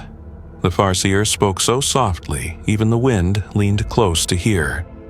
Then the moment of choosing draws near. The horizon shimmered in the heat, and for the first time, faint but real, something in the sky shifted. Not clouds, not light, movement. The shadow of the future had taken shape. At first, the movement in the sky was little more than a trick of the sun, one of those wavering mirages that rise from heated stone and make the air appear to bend. But as the settlement watched, the distortion did not fade. It grew. It thickened. The sky's blue dimmed as though something vast and distant had placed its weight upon the atmosphere. The Farseer's expression did not change, but the air around them tightened, like a string drawn taut. Alaric felt his heart slow, not with calm, with recognition. He had seen this shape before, not with his eyes, in his dreams, a spreading shadow, not yet form, not yet flesh, but presence, like hunger crystallizing into shape. The settlers murmured among themselves, voices thin and frayed. Some squinted, trying to discern details. Others turned away, as if refusing to look could forestall what approached. "It is not the swarm," one of the Eldar said quietly. Their tone was not relief, it was grim acknowledgement. "Not yet." The Farseer nodded. "The first echoes arrive before the tide, those that sense the feast before it is set." Alaric felt the meaning settle like frost. Scouts, harbingers, the beginning. His father stepped to his side, hands clenched at his sides. His posture was straight, not stiff with fear, but anchored. He had lived his life preparing the soil, repairing the lines, tending to what grew. And now his work was not to cultivate, but to hold. "What will they do when they arrive?" his father asked. The Farseer's reply was soft. "They seek, they taste, they learn. They must be stopped before they call the swarm." A hush fell. The implication needed no elaboration. If the scouts were allowed to live, if they sent word back, Meridian Secundus would become a beacon of nourishment. The woman who had once fired the shot stepped forward now, not to apologize, not to ask, but to offer. "I will fight," she said. So did Sister Rel. So did 3 of the older men who had once served in skirmishes on other worlds. So did Alaric. Not out of bravery, out of reality. The Farseer studied the group. Their gaze lingered on each face, not judging worthiness but weighing possibility. When their eyes reached Alaric, something in the air shifted, like 2 threads in a tapestry pulling taut.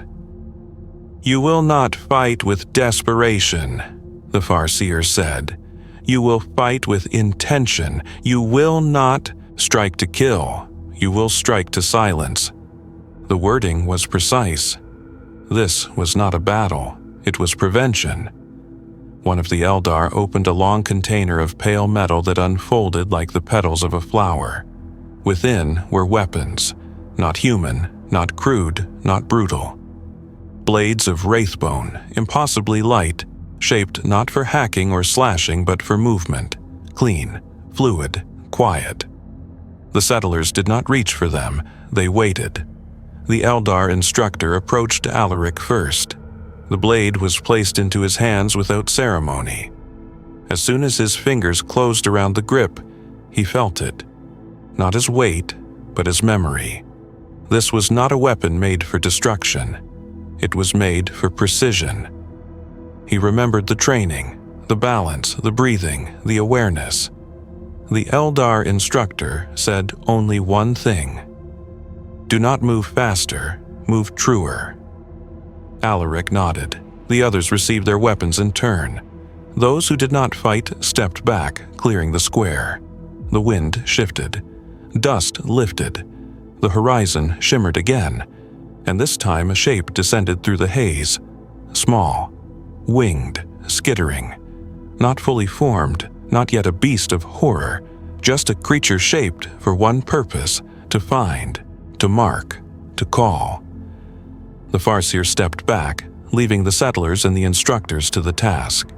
Their voice reached the group softly, like a whisper shaped from starlight. "Remember what you stand for." The creature landed at the edge of the fields. Silence spread like a held breath. And then Alaric moved. Not because he was brave, because the moment had come, and he had chosen. The training guided him. His feet found balance on instinct. The wraithbone blade moved with him, not against him. The creature struck first, a blur of claws and clicking mandibles, but Alaric was already shifting aside, breath steady, weight low. One strike, precise, not to wound, to end. The creature fell. Its body twitched once, then stilled. The settlement did not cheer. There was no triumph here, only understanding. One scout had come. More would follow. Night fell fully, the sky darkened, and the Farseer spoke words that carried through the cold. The storm has taken notice. Now it turns its gaze. The body of the creature was taken to the edge of the settlement and burned before night's cold could settle fully. Flames rose in a narrow pillar, crackling softly, the smoke trailing upward into the dark like a thin thread of warning sent to the stars. No words were spoken over it. There was no ritual suited for such a thing. It was not an enemy fallen in honorable battle. It was not a beast of the wild to be respected. It was the whisper of something vast, something approaching. The silence around the pyre was not mourning, it was calculation. The Farseer watched the fire from a distance. Their face gave nothing away, but their presence felt heavier now, like a veil that had grown thicker between them and the world. Alaric wondered if it was grief, or simply the weight of knowledge settling deeper. The woman who had fought beside him leaned on her staff, her breath slow and steady. She did not tremble, not from fear and not from what she had done. Instead, she held herself like someone who had walked a path with eyes open and did not turn away. Sister Rel stood beside her, hand lightly touching her arm. No words passed between them. They did not need any. As the flames died to embers, Brother Henrik emerged from the Medici shelter with measured steps. His wound still bound, his posture fragile but unbroken. The crowd parted for him, not out of reverence for his role, but for the quiet determination in his eyes. He stopped at the pyre's edge, watching the last of the creature's form collapse into ash. "When the Emperor gave us will," he said softly, "he did not promise safety. He granted us the strength to choose, despite danger." His voice did not rise into sermon. It did not seek fervor. It simply lived there, close to the ground, close to the people. We have been sheltered too long, fed by quiet seasons and gentle sun. Now we learn what it means to stand for that peace rather than merely inherit it. The settlers listened, not as followers, as equals. The priest bowed his head for a moment, whether in prayer or in reflection, none could say. Then he spoke one more truth. Fear is not the enemy. Surrender is. The Farseer stepped forward then, the embers reflecting in their mask like a constellation dying and being reborn. They moved closer to Alaric, and for the first time they felt less like a figure of the horizon, and more like someone standing in the same world. Their voice carried softly, but the words reached every ear. The Devourer does not come as an army at first. It comes as silence, a dead patch in the stars, a wrongness in the wind. You will feel it before you see it. A whisper of wind slid across the settlement, stirring dust and loose grain. Alaric shivered. "Soon," the Farseer said, "the ground will grow quiet, the insects will cease, the sky will dim though no clouds cross it, animals will flee, or lie still in the fields staring at nothing." The settlers exchanged uneasy looks. They had seen hints of this already. The Farseer turned to face the dark horizon. Their cloak moved like shadow pulled by memory. When that happens, you must not deny what approaches. Denial is surrender disguised as hope, and hope, denied truth, becomes delusion. The woman who had shot Henrik stepped forward.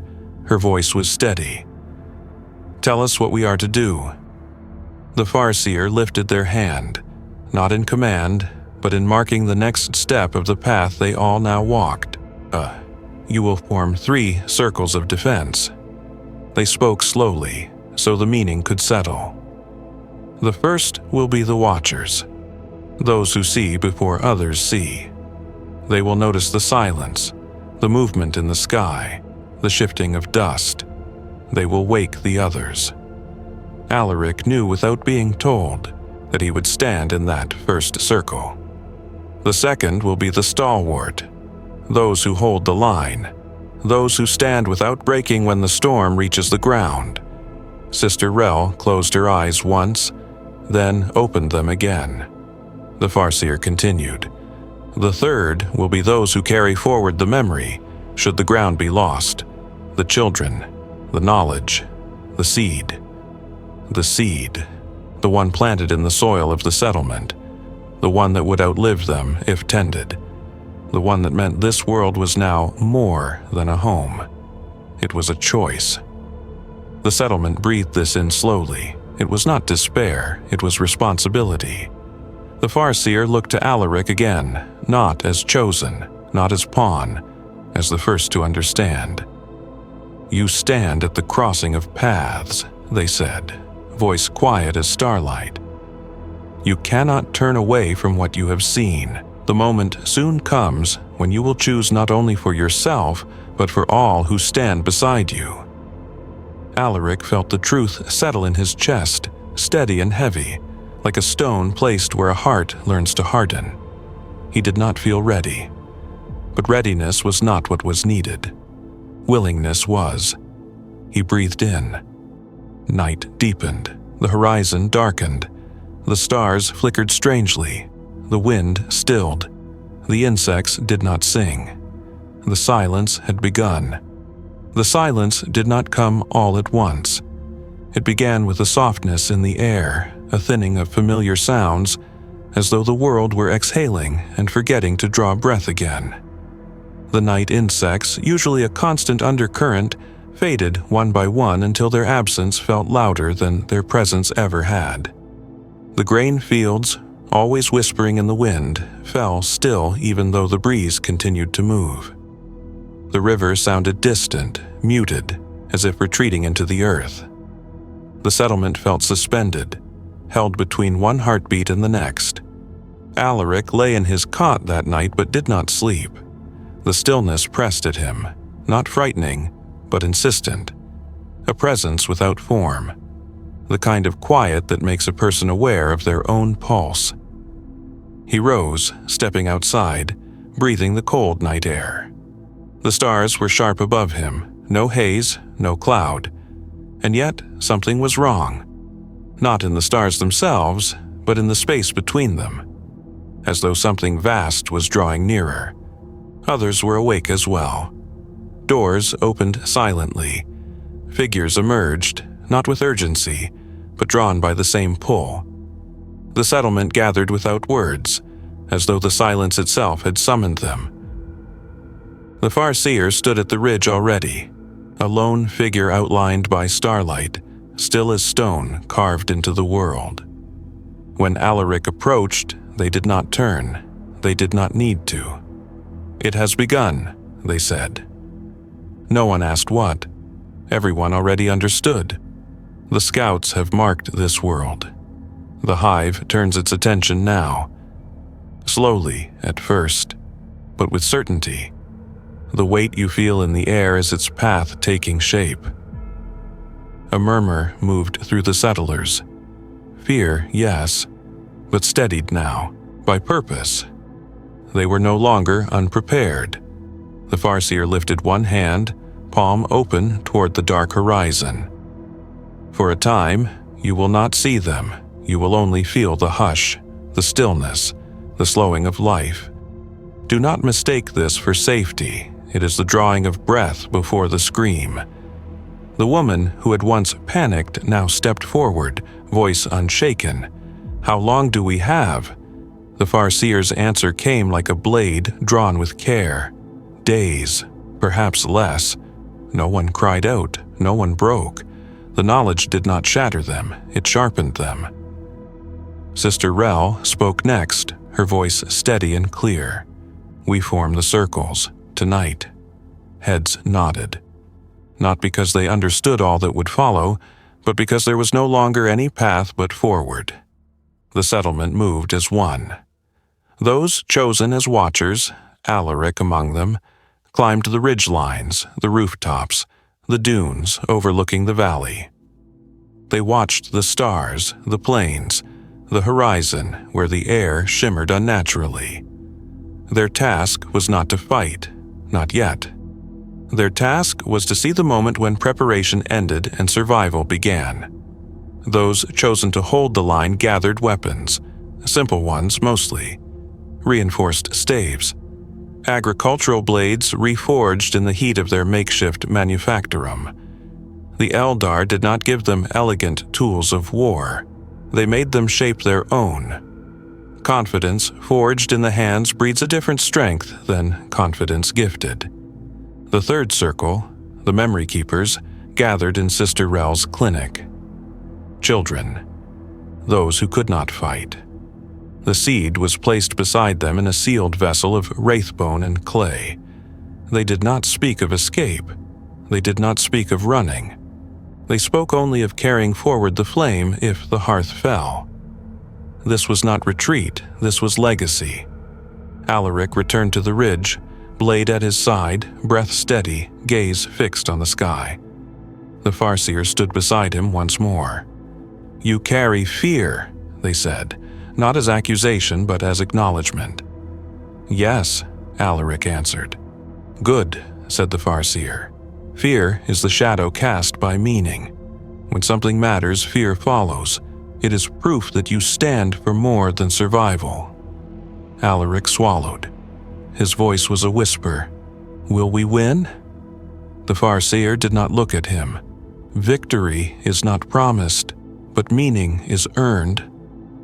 Below them, in the settlement, lanterns burned, not brightly, but steadily, a constellation of human will. The silence deepened, the horizon darkened, and somewhere beyond the stars something vast began to move. The dawn that followed was colorless. The sky did not brighten in gradient, it merely shifted from black to a muted gray that felt wrong, as if someone had scraped the world thin. Shadows stretched longer than they should have. The wind moved without sound, carrying neither warmth nor cold. The air felt empty, not the stillness of peace, but the stillness of something waiting.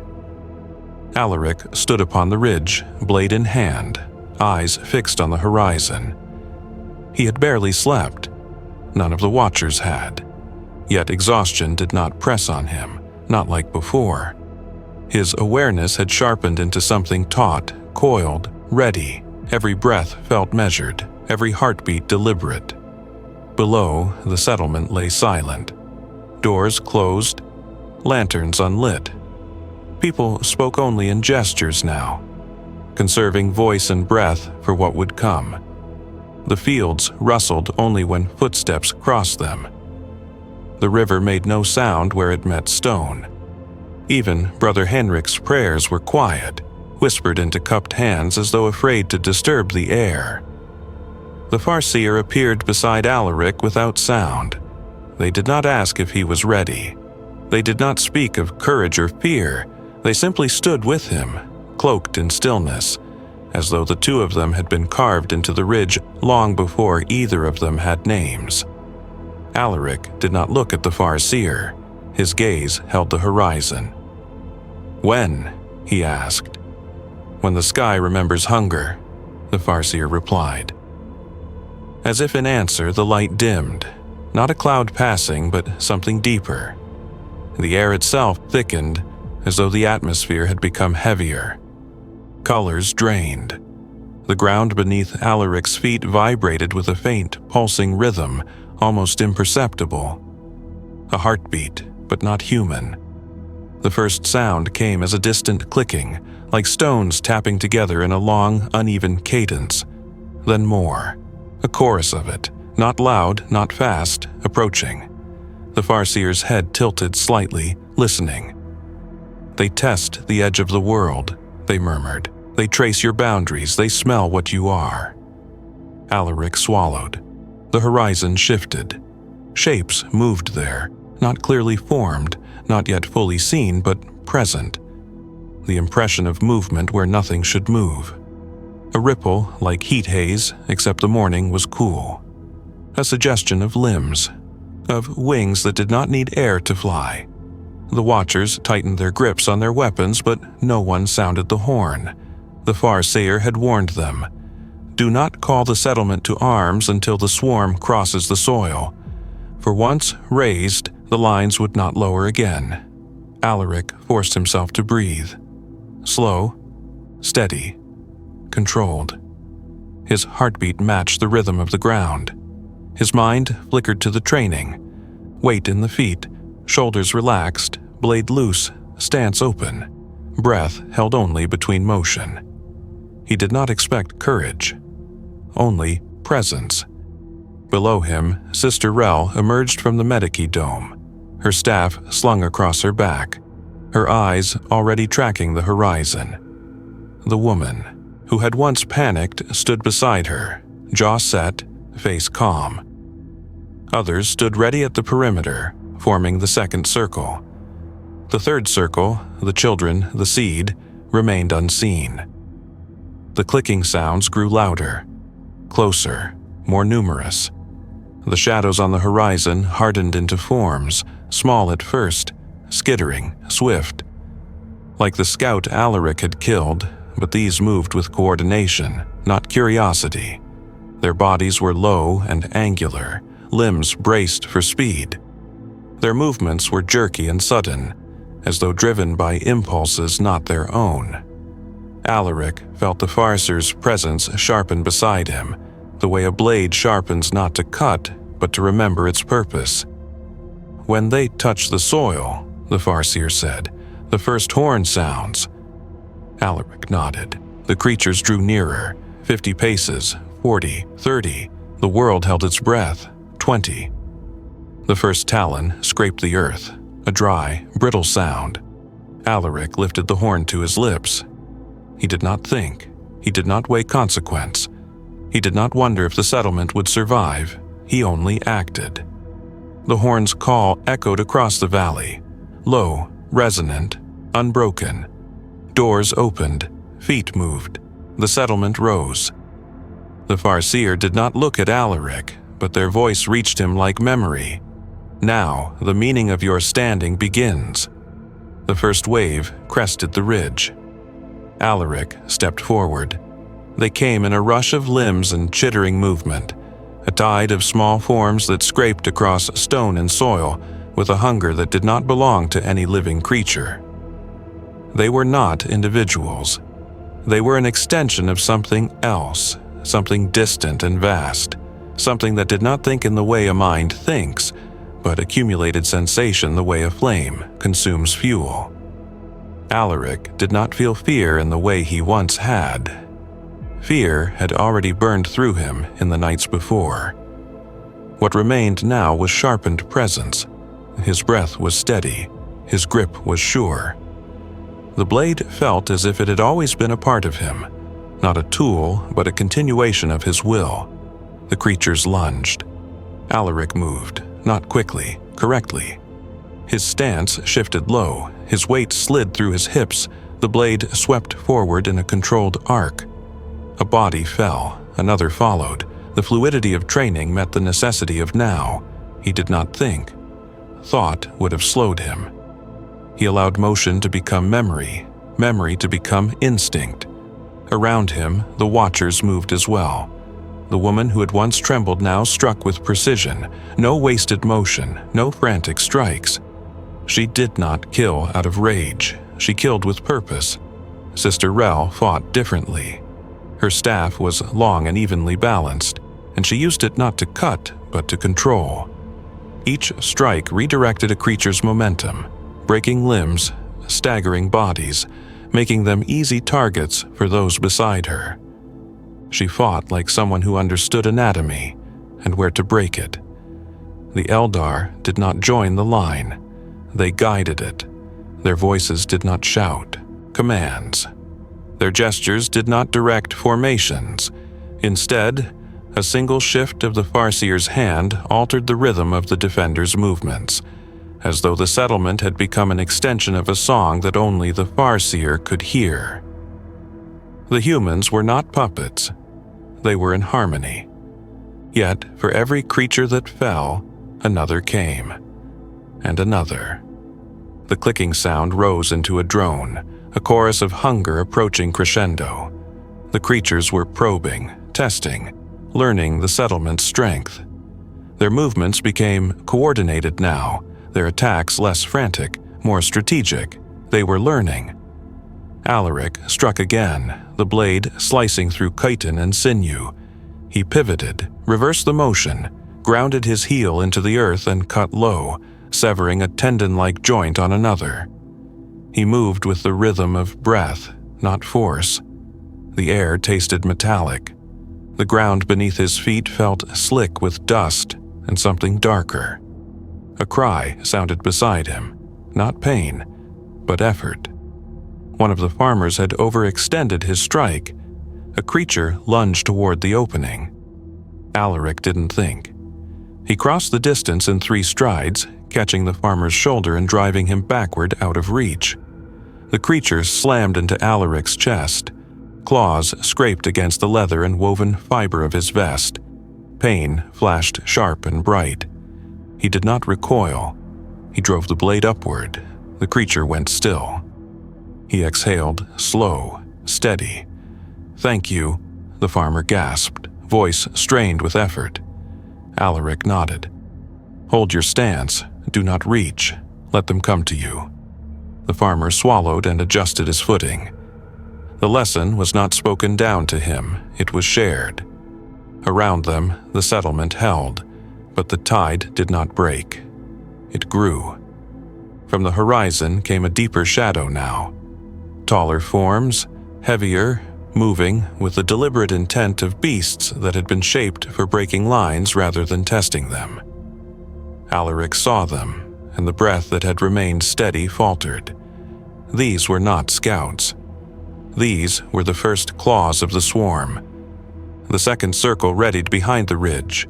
Sister Rel now stood among them, eyes narrow, staff held with certainty. Brother Heinrich leaned against a support beam, white-knuckled, whispering prayers that sounded not like pleading anymore, but anchoring. The Farseer stepped forward just enough that the settlers felt their presence as a mantle, not pressure, alignment. "The first line holds," they said softly. "Not to destroy, to define." Alaric understood. The purpose was not to win. It was to shape where the battle would be fought. The larger forms closed in. Alaric tightened his stance. The air thickened, heavy with the gravity of the moment. Not dread, not fate, but decision meeting consequence. The Farseer's voice reached him again. "You have seen many futures. Now you must choose one." Alaric exhaled once, not to calm himself, to claim the breath as his own. He stepped forward to meet the advancing beasts. The first of the larger beasts broke the horizon like a shadow gaining weight. Its form was wrong in ways the eye resisted, limbs jointed not for balance but for acceleration. Its movement more like falling forward than running. Its body was plated in calcified armor grown like bone under pressure, slick and ridged, pulsing faintly with internal rhythm. It did not roar, it did not announce itself, it simply came. It was followed by another, and another. They were not many, not yet, but they were enough to turn the line from a probing defense into a wall that must hold or shatter. Alaric felt the shift before the creatures reached the ridge. The Watcher's breathing synced, out of fear, out of training, out of the simple instinct that occurs when bodies know they must move as one. The Farseer had said alignment mattered more than strength. He understood now. The ridge was not defended by 20 people. It was defended by a single will. The lead beast launched itself upward, claws tearing into stone for purchase. Its ascent was brutally efficient, no wasted motion. Alaric moved to intercept, blade raised, but the Farseer's voice reached him before he struck. Do not meet its strength, shape its path. The reminder came not as command, but as memory rekindled. Alaric stepped aside. The creature crested the ridge where he had been, momentum carrying it forward. It landed off balance for only an instant, but that instant was enough. The woman beside Alaric drove her blade upward beneath the creature's jaw. The blow did not kill it outright, but it redirected its motion. The beast toppled sideways, tumbling down the slope in a thrash of limbs and stone. The Watchers did not cheer. There was no triumph, only continued movement. Another creature struck. Sister Rel moved at the second circle's front line now, not waiting for the ridge to break. Her staff struck the joint of the creature's leg with clinical precision. Bone buckled. The creature faltered. The man beside her, once only a farmer of grain, drove a reinforced blade into the exposed gap at its neck. They were not warriors by nature, but necessity rewrites nature. The beasts kept coming, and the Watchers kept holding. Yet, as the ridge became slick with ichor and dust, Alaric saw what the Farseer had warned him of in dreams. The line could hold only so long. The Devourer did not tire. It did not hesitate. It did not bleed to feel pain. Every creature that fell was simply fuel making way for the ones behind it. The Farseer remained unmoving, their gaze deep in some horizon no human could perceive. Their presence did not control the settlers, it steadied them. The weight of their being was not command. It was gravity. Then Alaric felt it. Not sound, not light. A sensation like pressure inside the skull. A heaviness behind the eyes. A presence that was not physical but aware. The Hive mind had noticed. Not the scouts. Not the vanguard. The mind. Somewhere out there, vast beyond comprehension, something unfathomable tilted its perception toward this small valley, this settlement, this ridge, these 20 standing humans. Alaric's breath trembled, but he did not break. The Farseer spoke quietly. This is the moment when most fall, not from death, from the weight of being seen. Alaric's voice came thin but steady. We hold.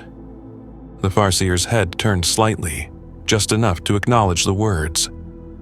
Then the line will remember you. Another beast lunged. Alaric's body moved. Blade met flesh. Pain bloomed across his forearm where a claw grazed him. But pain was distant now, secondary to motion, irrelevant beside purpose. He struck again and again, not to destroy, to define the boundary. Below, in the settlement, the third circle remained unseen but not forgotten. The children were silent, gathered around the vessel containing the seed that meant the world would continue even if their bodies did not. The meaning of the fight was not victory, it was continuity. Alaric's blade sank deep into another creature's throat. It convulsed once and fell still. The ridge shook under the weight of impact. Dust rose. Breath burned in his lungs. The air tasted of copper and soil and something acidic, faint but growing stronger. He looked at the horizon and saw the swarm. Not the small scouts, not the hunters. The tide, a living expanse stretching across the valley's edge like a second horizon, moving in pulsing waves of chitin and flesh. A vision of consumption incarnate. The watchers felt it too. Some inhaled sharply. Some whispered prayers. No one stepped back. Alaric did not feel courage, he felt clarity. Farseer, he said, voice low, steady. Tell me the path. The Farseer's eyes glimmered, not with triumph, not with sorrow, but with recognition. There are many. Alaric closed his eyes, only for one breath. Then, show me the one where we stand. The Farseer placed their hand lightly against the side of his temple, not forcing thought, aligning it. The world stilled. The sky dimmed further. The swarm began its advance. When the Farseer's hand touched Alaric's temple, the world did not change in the way dreams shift or visions distort. There was no flash of light, no chorus of prophecy, no overwhelming flood of knowledge. Instead, the world narrowed, as though every scattered sense, every stray thought, every half-born fear was drawn inward and refined to a single point of focus. There was the ridge beneath his feet. There was the settlement behind him. There was the swarm advancing like a tide of hunger-given flesh. And in the center of it all, there was only his breath. The Farseer spoke, not aloud, not within the mind, but in the quiet space where understanding lives before language gives it shape. You do not resist the tide, you shape where it breaks. Alaric inhaled. The Farseer withdrew their hand. The world opened again, wide and immense, and filled with movement. But the feeling of clarity remained, anchored deep inside him, steady as the ground. The watchers repositioned without words. The ridge shifted, not retreating, not advancing, but redefining. The line curved, bending its shape from flat defense into a subtle crescent, a bowl to catch the first wave. The swarm reached them. The impact was not a crash. It was a collision of momentum and purpose. Dozens of smaller forms surged up the slope, claws scraping stone, mandibles clicking in rapid, harsh rhythm. The larger beasts followed behind them, directing movement simply by existing. Their bodies radiated pressure. Their presence made thought harder. But the Watchers did not break. The first collision was clean. The crescent shape absorbed the force, allowing the momentum of the creatures to carry them forward past the center of balance. Blades cut, staves struck. The ground shook with movement. Dust rose in thick clouds. The sound of tearing sinew and cracking bone blended into a rhythm like a drumbeat. Alaric's body moved with precision he had never known he was capable of. His blade struck where flesh parted. His feet shifted before a blow could land. His breath remained level, deep, controlled. The world did not shrink. It expanded, each movement part of something larger than the space of his body. He was not fighting alone. He was fighting within. A creature lunged toward him, its limbs too long, its motion too fast. Alaric did not counter. He stepped back half a pace, just enough for the creature's talons to scrape empty air. It overextended, its weight pulling it forward. The woman beside him finished the strike, blade sliding between its plates with quiet efficiency. She did not speak. Neither did he. There was no need. To Alaric's left, Sister Rel anchored the line, each motion sharp and deliberate. To his right, a young man barely older than a child held his ground, jaw clenched, eyes bright with terror. Yet he did not retreat. His blade trembled in his grip, but it did not falter. Behind them, the second circle stood ready, not rushing forward, not acting prematurely, but waiting, ready to reinforce only when the ridge buckled. The ridge did not buckle. Not yet. The swarm pressed harder. A new sound rose, a low, resonant keening, like the hum of enormous wings just beyond hearing. The hive mind's presence thickened. The air vibrated with pressure, not sound. The pressure of being observed by something that did not see individuals, only patterns, only outcomes. Alaric felt his knees weaken for just a moment. The Farseer's voice reached him again, but this time it came not as words, but presence. A steady line of will running alongside his own, not controlling it, not guiding it, simply standing with it. The line held, the beasts continued to fall.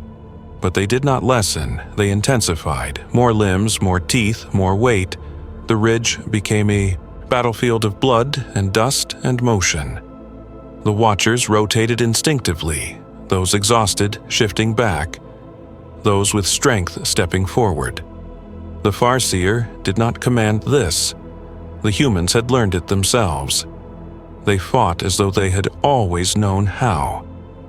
And still, the swarm grew. The ground began to tremble, not from footsteps, from something deeper, something larger. Alaric saw it then, far beyond the front ranks, still emerging from the haze of dust and distance. A shape taller than a man, taller than a building. A carapace ridged with spines like the ribs of a dead god. Not a beast, a leader, the kind that changes the battle. The kind that does not merely consume, the kind that directs. The Watchers did not speak. The Farseer did not move. Alaric's breath came slow, measured. This was the moment the Farseer had spoken of, the moment where all paths converged, not a moment of victory, not a moment of despair, a moment of choice. He stepped forward, blade in hand, body steady, voice quiet. "I will meet it." The Farseer's reply was as soft as starlight. "All futures bend here." Alaric descended the ridge. Alaric's descent from the ridge did not feel heroic. There was no swell of triumph in his chest, no fire of destiny rising to burn away doubt. His body was tired, scraped, bruised. The blade in his hand was stained. His breath came steady only because he forced it to. He did not walk as a chosen savior. He walked as someone who understood that there was no one else to take this step. The settlement behind him did not call after him. They did not cry his name or plead for caution. They simply watched, not out of expectation but recognition. They knew this moment. They had all felt it. The point where survival and meaning converged into a single act. The hive creature towering before him was not like the others. The smaller beasts skittered and clung to its body, not as parasites, but as fragments of its will. It was shaped not merely to kill, but to coordinate. Its presence imposed a structure on the swarm. Movements tightened. The lesser forms became focused. The battle sharpened. The hive mind was watching through it. The creature tilted its head with a motion too precise to be instinct. Its many-lensed eyes did not reflect the world. They swallowed it whole, like pits of black glass. Alaric stopped a few meters from it. The air between them felt thick, as though time had slowed to study the space where they stood. The sounds of battle behind him softened, not fading, but becoming distant, as though heard through deep water. He held his blade at his side. The creature did not rush. The hive mind did not rush. They waited for his next breath. The Farseer's voice did not speak to him now. There were no guiding whispers, no visions of branching futures. The clarity remained, but it was his. Not borrowed, not given. He had stepped fully into the space the Eldar had shown him, the space of choosing without certainty. He inhaled, then he moved. The creature surged, not fast, inevitable. Its limbs came down like falling axes, weighted with strength beyond muscle. Alaric did not try to block. He dropped low, pivoted, and rolled beneath one of its plated forelimbs. Dust scraped his face. The smell of its flesh was thick and metallic, like iron ground to powder. He came up behind it and struck. The blade met armor, not chitin, armor grown for war. The impact shuddered up his arm. He felt the shock in his teeth. The blade did not break, but it did not pierce either. The creature turned, its motion unhurried, confident in the inevitability of its strength. Alaric stepped back. He did not rush. Rushing was desperation. Desperation was surrender. The creature lunged again, this time faster, a momentum of weight meant to crush everything it met. Alaric sidestepped, but its limb clipped his shoulder. Pain exploded down his spine. His footing staggered. The world tilted. His breath choked in his chest. The creature did not exploit the opening immediately. It watched, learning, adjusting. This was not a beast, it was a problem-solving engine. Alaric pushed himself upright, forcing air back into his lungs. His vision steadied. The world no longer narrowed, it stabilized. Every detail felt crisp. The sound of Sister Rel striking bone behind him, the crack of a blade connecting with sinew, the whisper of dust sliding across stone. The Farseer had said, "Fear is the shadow of meaning." Meaning remained. He advanced again. This time, he did not strike the creature's armor. He struck the ground, his blade cut into the dry soil, kicking dust upward into a thick cloud between them. The creature halted for half a breath, its vision narrowing to heat and motion. Alaric did not wait. He moved into the dust, close enough to feel the creature's breath, close enough to smell the reek of its internal fluids beneath the armor. He did not strike randomly. His blade traced the paths he had seen in training, the rhythm of flesh beneath plating, the hidden seams where armor plates met tissue. He drove the blade under the carapace where the forelimb attached to the body. Not deep, precise. The creature screamed, but the sound did not leave its throat. It vibrated the air like an organ pipe, resonating through bone and dust. The swarm behind it reacted, their movements spasming in response. The line on the ridge surged forward. The sound tore through Alaric's skull, but he did not let go. He twisted the blade. The creature convulsed, staggering. Its massive form swayed, limbs buckling. It crashed against the ridge, sending rock and dust tumbling. The swarm hesitated, only for a breath. But a breath is enough. Sister Rel's voice rose, not prayer, not command, a single word. Now! The second circle surged. The watchers held. The swarm's advance stalled. Alaric fell to one knee, breath ragged, vision blurred. Blood slicked his shoulder and side. He pressed his hand to the earth to keep from collapsing completely. The Farseer appeared beside him, not by movement but by presence, as though they had always been there waiting for the moment after the moment. Their voice was almost gentle. This is where the future changes. Alaric looked up at them, eyes raw, chest heaving. Do we win? The Farseer did not smile. We endure. The ridge held. The line stood. The seed remained unbroken. The swarm reeled. The future did not end. It continued. And continuation, in a galaxy made of extinction, was victory enough.